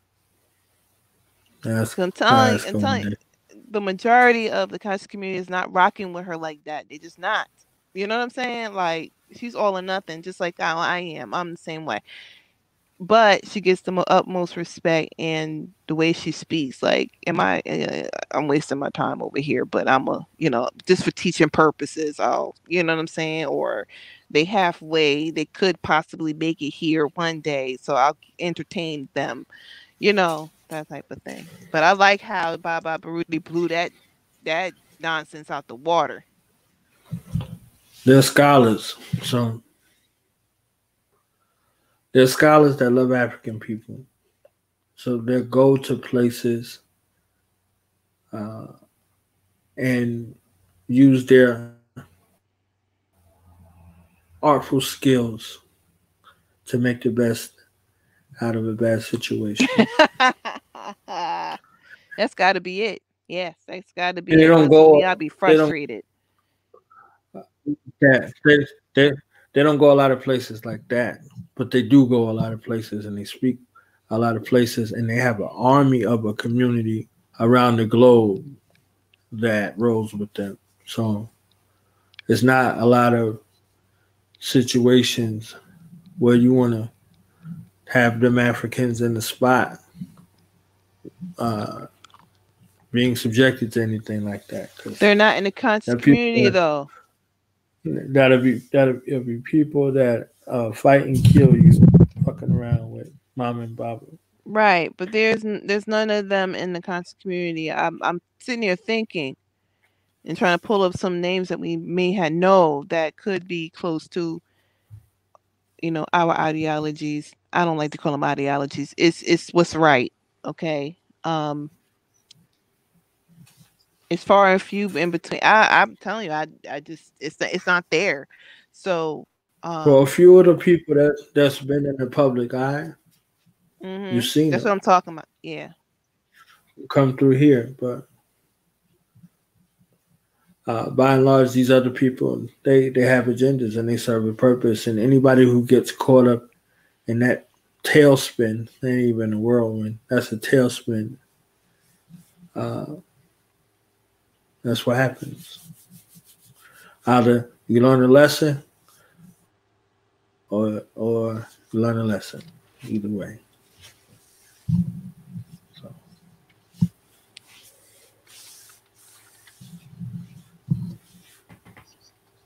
Those Yale scholars, Africana studies, Yale, do they mess with the Barudis? Or the Barudis mess with them? I doubt it. I've not seen that, but those are like the world, the critically acclaimed, scholars, I'm sure there are a couple of people away from each other. They taught at Clark and Morehouse. The breeding ground for the Boule. Right. How do they feel about other people coming in and teaching Africana studies? Because that's like it boggles my mind. I guess they feel like if Black people can teach other subjects, which other subjects are universal, Africana studies isn't, Jewish studies isn't, Chinese studies isn't. These things are held to a specific people, and only specific people can teach these things, right? But they feel like they can come in because this is America, right, and teach your history or what they think your history is to these people. How do you feel about that before we go? Well, they stole you and they sold you, and they can teach you about how they stole you, how they sold you, and how they showed you favor by getting you out of the jungles, civilizing you, savages, and keeping you away from being cannibals. And this was salvation. And they do that only to us, because you can't get away with that with the Chinese department, okay, or the Jewish department, or you know what I'm saying? Yeah, when you nationalist, you can do that. When you nationalist, you can do that. And Black people teaching history, that's okay, because your owner is allowing you to teach their history, because you have to teach it, because you have to teach it the way they tell you to do it. This is why I don't teach history. So, okay. So just saying. So you can't even get away with it with them, and you can teach over there. But let it be another type of people. You can't do it with them. But I'm noticing, Asians and even white people teaching in Africana studies, teaching Black women studies. You know what I'm saying? Teaching all of these disciplines underneath Africana studies. You break people. You break. You breaks. Brack, yeah. you breaks. You break peoples. And I was told that's not tolerated. You break Americas. Break Americas. I think the only thing they'll let you teach is they'll let you be a translator. You know what I'm saying? Teach teach English to their people. You know their language, and you teach it. That's it. That's probably as far as it goes. I know some translators over in Asian countries, and they black people just disrespect across the board. Like, the They in most Africa racist people. stealing everything. They in Right. Africa stealing everything out of the ground, and then told the Africans, "You can't be here. Right. You know here. You know here. You go back to you Africa." There's a bunch of channels on YouTube trying to market to black people how it's good and how they're being treated good over there in Asia to be living over there, and they find black people over there who co-sign that, saying, "Oh, it's great to live over here. I don't experience any racism over here. I don't blah blah blah blah blah this and that, whatever." When we know in Japan they're racist. We know that in South Korea they're racist. Okay, we know in all of these countries that they're. I know, huh? What happened? Throwing the W up. They up there throwing up the W. Over in Asia. Oh, you know what? Ooh, look, just because they like the woo, because they like the woo, don't mean they like all black people. See, you have to have some sort of talent. Do this again. Woo, king, That's I said that earlier. It ain't even like. It's not. It got nothing to do. It got everything to do with what you do. And once that's gone, so are you. And first of and then they look. They associate Wu-Tang Clan with their culture. They make it popular. They like it. Like, okay, these people. This is how they perceive it. As if their culture was taken and magnified through these people over here. That's it. It's selfish. It's real selfish. But I know from experience. Did you throw up the W? Did you do it like that? Like they was doing on Dave Chappelle? Oh, dang. Oh, dang. Oh, dang. Well, they certainly couldn't throw up the West Side. They couldn't do that. That's not Wu-Tang. So they had to come with something. Whatever. If they was doing that, that's crazy. They was doing it. Ooh, dang. They found some coons over there to say that it's really nice to live. You know what I'm saying? It's better to live over here. It's better than living in America, whatever. It's the same stuff, man. Get out of here. I hate those channels. I do. I hate those. I watch them just to look at them, and I'm like, what a shame. I thrive over here as a black person in South Korea. South Korea is a ish hole. It's a straight up ish hole. I wouldn't eat nothing over there. Just saying. So whatever. You won't catch me over there. But that's what they want. That's what they want you to know and to see. So they come out with that. I wonder who funded that channel. The guys who running it, they look suspect. I don't know. They volunteers most likely. Suspect. Yeah, they're volunteers. Any shows planned for today? I probably don't. I think I got a day off. Really? I think I'm gonna listen to Wu-Tang all day. Wu-Tang.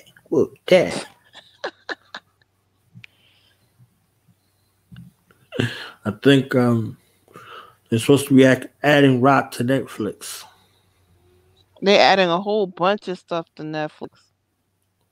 Need to add Rock ASAP. They add Rock. It's a wrap. I don't think you think. Wait a minute. I didn't see Rock on the roster. Really? Yeah, you saying they better add it, or because I didn't see that up there? Because I said I'm watching Moesha, I'm watching All of Us, I'm watching the Parkers, and it was up there. And Girlfriends. What happened? Yeah, all of that all together. Yeah, but you said Rock. I didn't see Rock on the list. If Rock is on the list, I definitely got to see that because they don't play that at all anymore, as far as I know. Boom, ba-dee-dee, boom, ba-dee, ba-dee-dee. I just want to hear that again right there. That was my joint. Boom, Yep. ba-dee-dee, boom, ba-dee, ba-dee-dee, boom, I already ba-dee-dee, wrote boom, down ba-dee, what I'm ba-dee. watching. So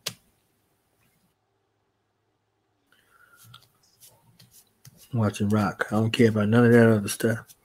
me and Brandy, we And the grew up Parkers. together. Rock and the Parkers. That's right. And the Parkers, exactly. I'm gonna do All of Us because that's hilarious. I love it. It's about the girls who had the same father but different mothers. Funny. Yeah. The aunt who played on Family Matters, and then the aunt that played on Stomp the Yard. Them two in Yeah. it. Hilarious. I love them. So definitely watching that. Watching Girlfriends. The Parkers, Moesha. Mo to the E to the.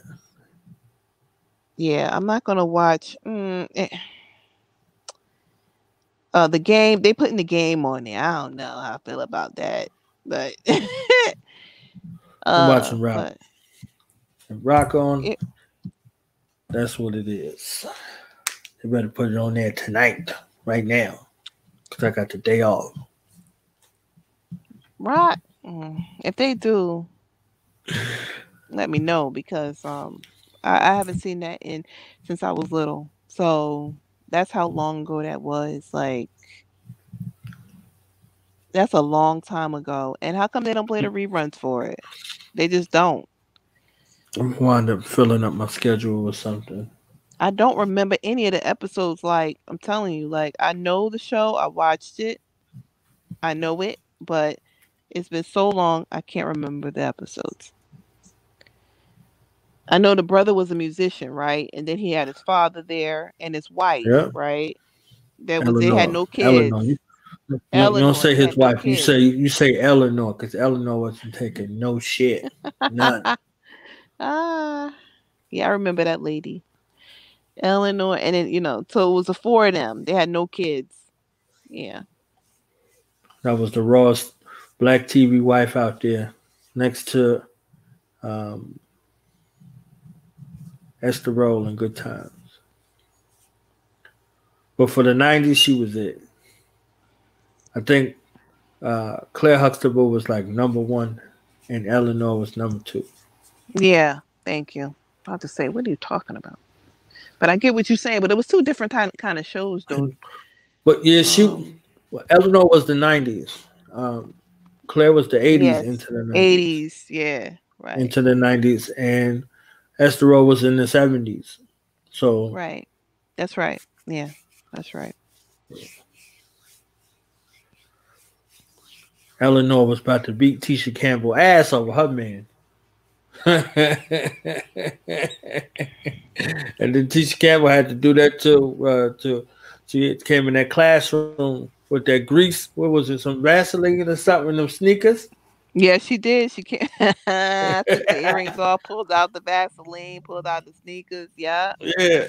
Yeah. Because she was the one that was trying to get at Rock, back then. Right. So Eleanor about to beat that. Get him, Eleanor. Eleanor wasn't playing. This is the change that we can believe in. So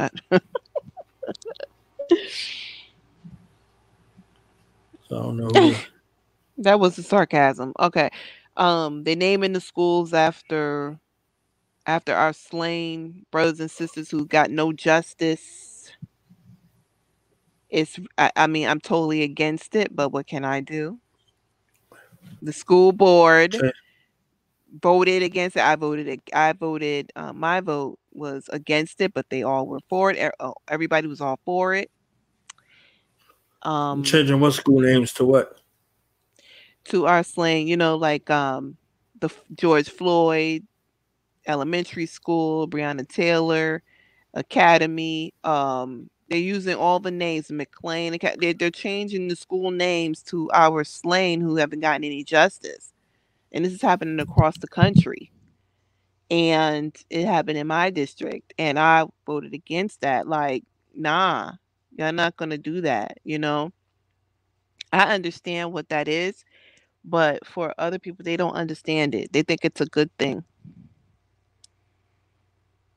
So, yeah, that's what I experienced today, and I was kind of angry about it today. So, but listening to all the people on the panels you had today was refreshing and stuff. So it kind of took my mind off of that.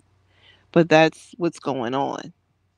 Now Netflix is putting all these black shows. I mean, Black Lives Matter, and it's a part of the agenda.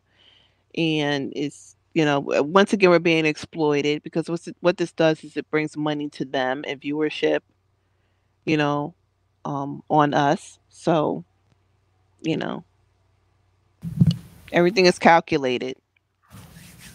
We didn't give him 30 more minutes. We said we was leaving. See how you doing? 30 minutes. But don't we always do that? Right. Yeah, that's true. That's true. It's my fault. I started talking about rock, and I was excited. You got excited, right?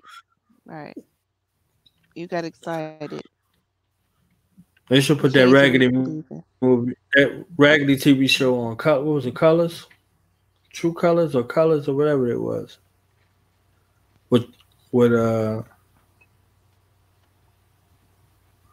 that black dude married to the cracker with the Jew mama that was in the house that was talking shit all the time.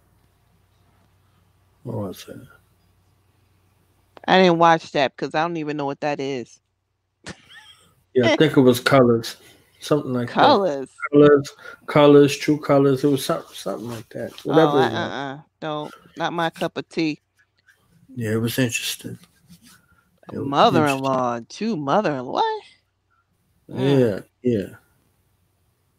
They got married. He had a black son, and she had like a white daughter and a son. And oh my God! Mother, all living in one house or some shit. Oh like man! That. Oh no! I would never watch. No. It's crazy. I think the son that was on Thea was who played the son, the older son. Was it a short-lived TV show? Yeah, it was real short-lived. Yeah, I think it was only like one season. Obviously, after you said all that, like, wow, that traumatized me for a minute. What? That's crazy.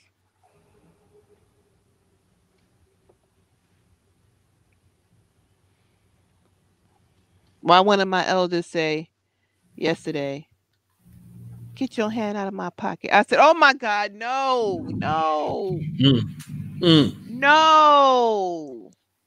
No. I was like, oh my gosh, I've been hearing that a little bit too much lately." It was so funny. Because I told us that they're trying to kill us in Georgia. They won't shut the place down or whatever. You know what I'm saying? Over there,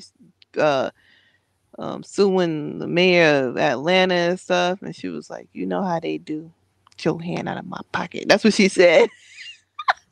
I said, "I'm hearing this a little bit too much lately. Stop." It had me dying. True Colors was the name of that TV show. Like I said. I can't recall. 2 years. I can't recall. You saw that? How many episodes did you watch? I watched like 4. Oh, goodness. One of them episodes, the young brother had read the autobiography of Malcolm X and was calling them devils. You know, that made my day. Made my day. And that old bastard who played what was it? Eddie Faison played the daddy. Who was it that played the daddy?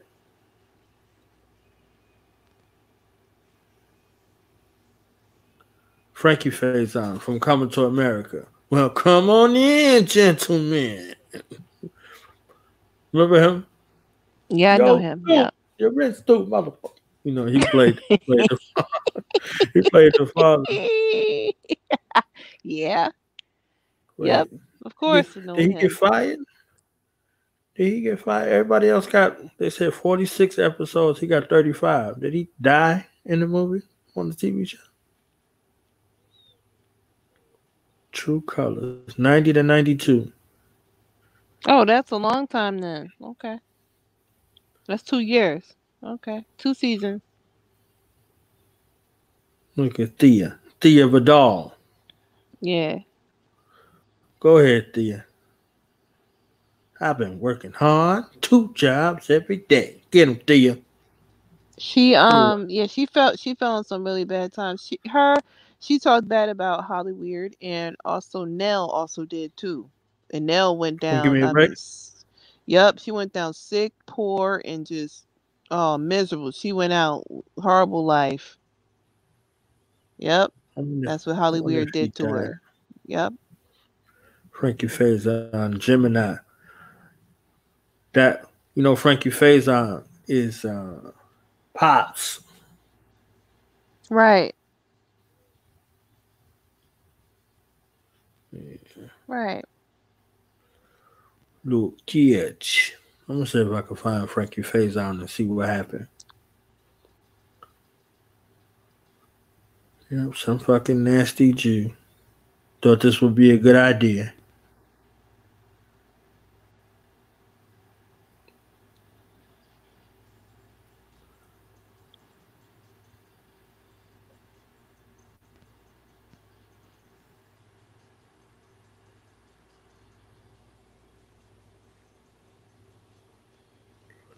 Yeah, he was on the air for 1 season. Oh, one. Okay. They got rid of him like they got rid of T.C. Carter. He probably couldn't take it no more anyway. Yeah.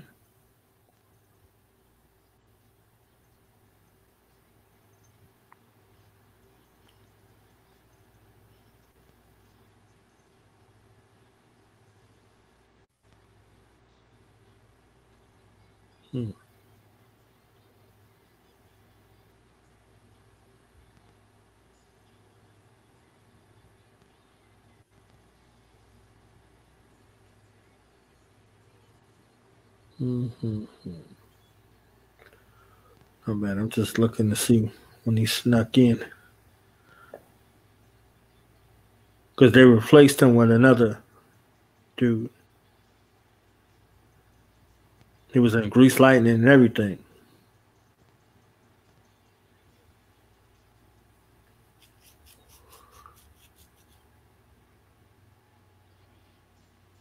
He was on Tales from the Crypt.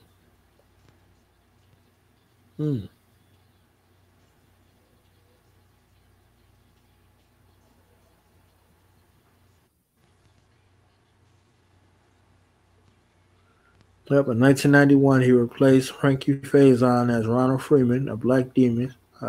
That's a demon. A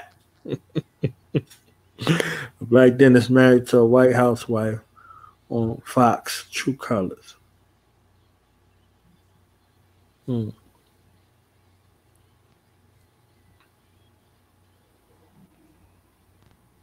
That's crazy.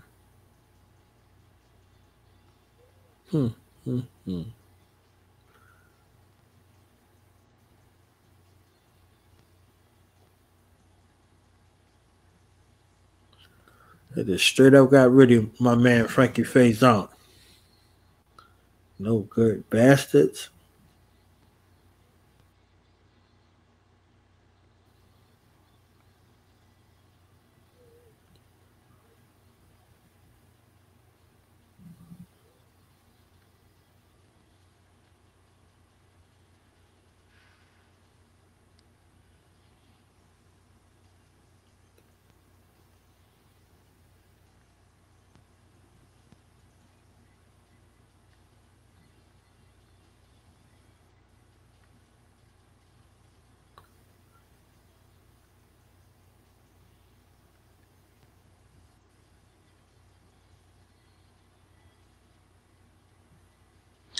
Black lawyers in the 1860s.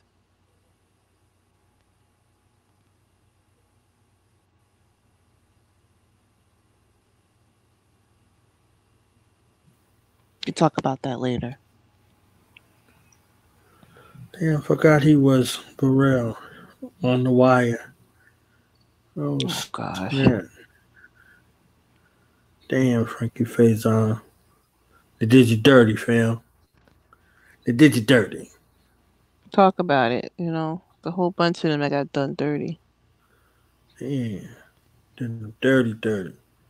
He still had a lot of roles, but they did him dirty. When they replace you on the show, you ain't shit. Oh. They did him dirty twice. Or maybe he quit.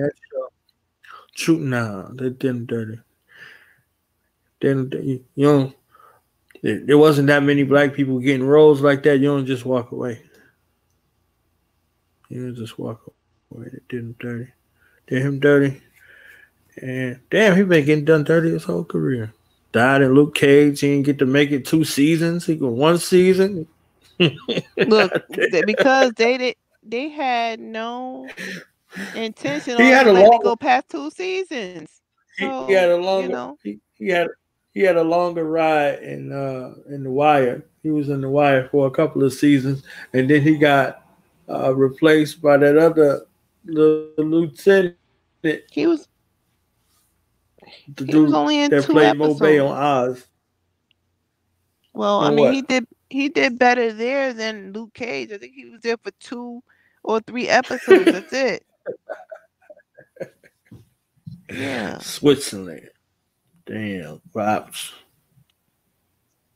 He did better back then. Henry Pop Hunter. How many episodes? Luke Cage. Let's look. It was about 2 or 3.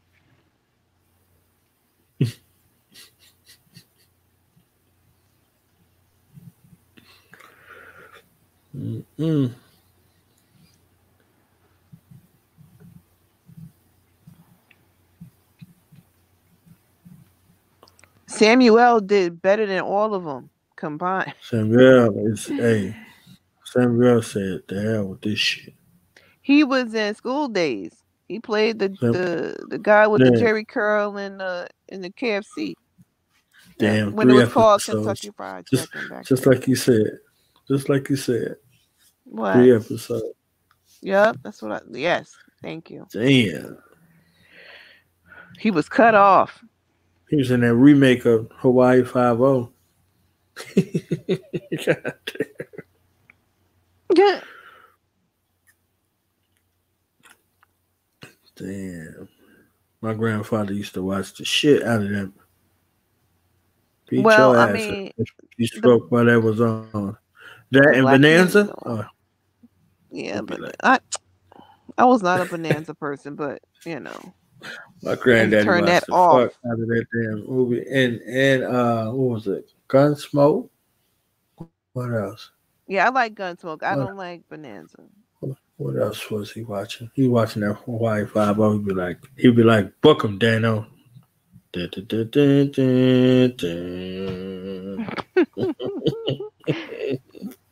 the 80s, I used to watch a lot of stuff. Probably stuff you ain't never watched in the 80s, but what you watched in the 80s? I gotta tell you. You're gonna look at me weird. What? I used to watch MASH. Oh yeah, everybody watched MASH. I used to watch Taxi. I watched the fuck out of Taxi. Hill Street Blues. Mr. Walker. That shit. Lotka and all them nutty ass people. You used to watch Taxi. Hell yeah. And MASH. I thought I was the only one that. Okay. And what else you said? What else you said? Hill Street Blues. Yeah. Come on. Watch that. That shit had the roughest beat in the world. That little beat. The little piano beat. Yes. Yep. It was dope though. It was dope. Yeah. I used to watch Hunter too. I was a big Hunter fan. I don't know, those cop flicks. I used to I was Dick Wolf. Dick Wolf made Airwolf. He made 18. He made all that shit, like all of the Hunter and all that shit. TJ Hooker. Wait, Renegade was in the 90s or the 80s? I think that was in the 80s too. The 90s. The early 90s, right? It used to be that was my show. There's Renegade was Renegade was my show. That and Highlander was in the 90s. Yes, Highlander, yes. Anything with a gun. I was I was watching. Highlander was a sword. Knight Rider. 80s.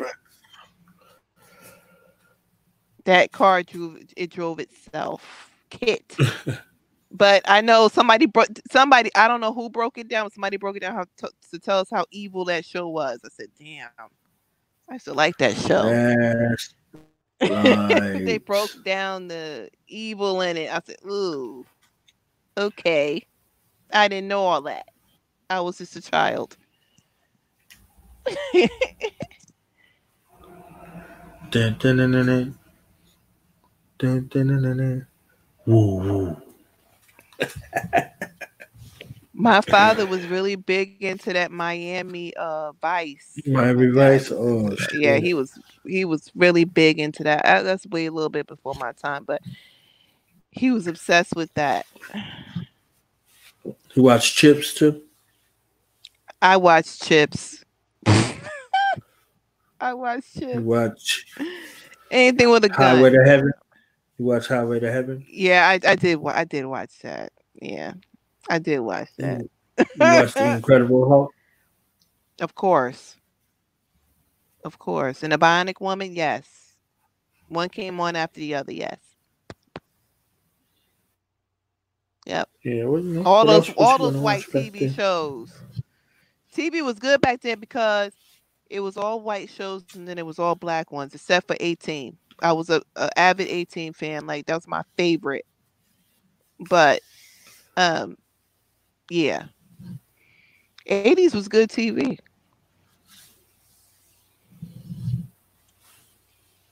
I loved it. I love everything about it. Yeah, I did watch that. I did. Only because my mother would watch it. That's and you watched I didn't really The Golden Girls. Don't blame it on your mama. Oh my God. You was watching The Golden Girls. Yes, too. I did. You did. I know the theme song. Absolutely. Mm-hmm. Absolutely. Those old white women, yeah. The devil that the Bible speaks. Yeah, that's right. Yeah, but we watched that. Yeah. Because it used to come on after Amen. Damn. Amen. It used to come on Saturdays after Amen. So yeah, it went right into the Golden Girls. So it was 227 Amen and then the Golden Girls. Amen. Yeah. Mm-hmm. Yep. That's how it went. That's the only reason why I got. But yeah, thank you for being a friend. That's my show. That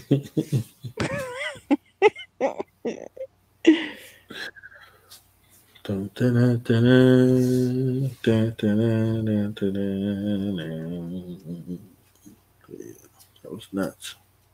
And they were and Sophia was a Sicilian. Yeah, the oldest one, that old lady, Dorothy's mother. She was Sicilian. She tells all the stories about Sicily. Sicily is we need to do a show on Sicily.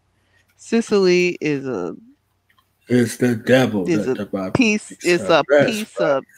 I mean, it's a hot. Sicily is nothing beautiful about. It's a hole in the wall. That's what Sicily is. And I kid you not.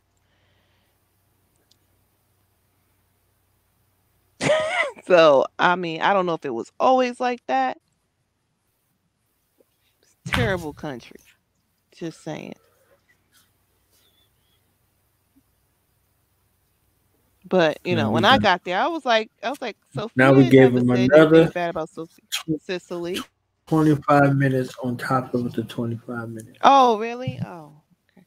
Yeah, we did it. We did it.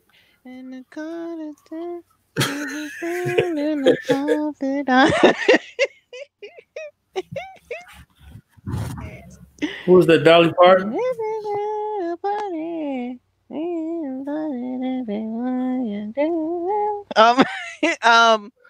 No, it wasn't Dolly. I don't know who that white woman was, but she sang the heck out of that song.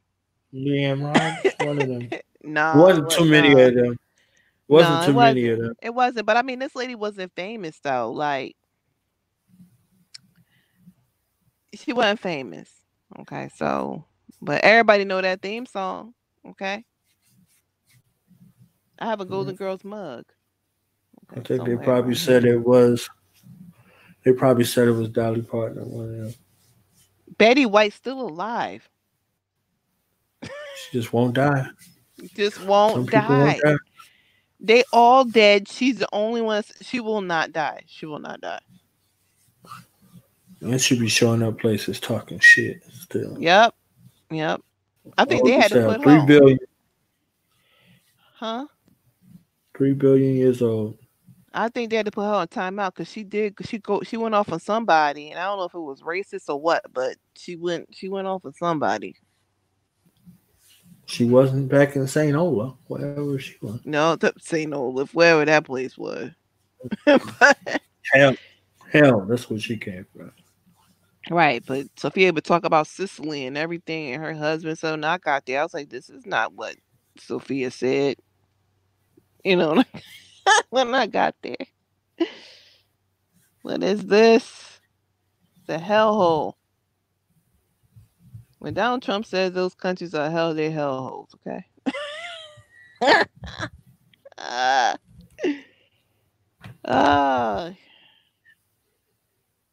Why would anybody want to live over there? Well, if that's your hood, that's your hood. You know? Whatever. Those Sicilians got their own country. We done? We done.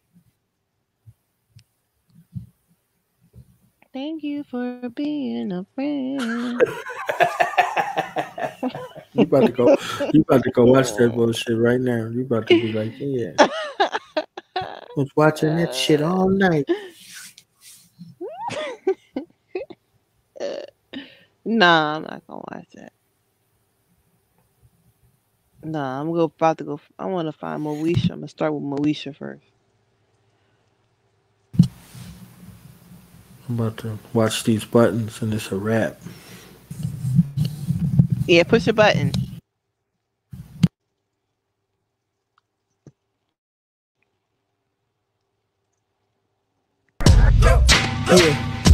Yeah.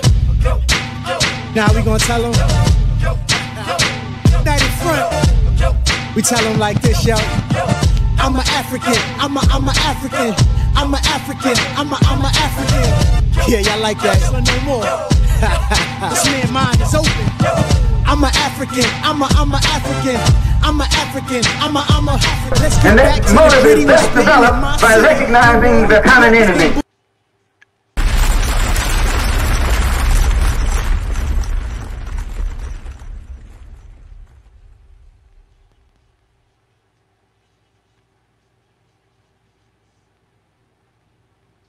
Knowledge bomb. What's the science, baby?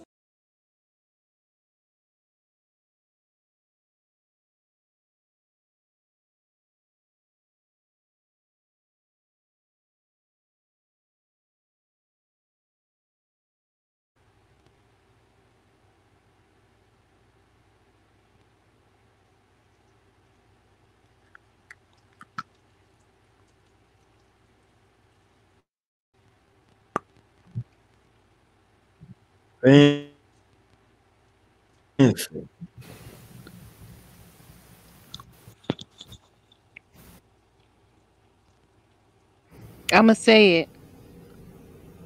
Yo. What you gonna say? Shalom.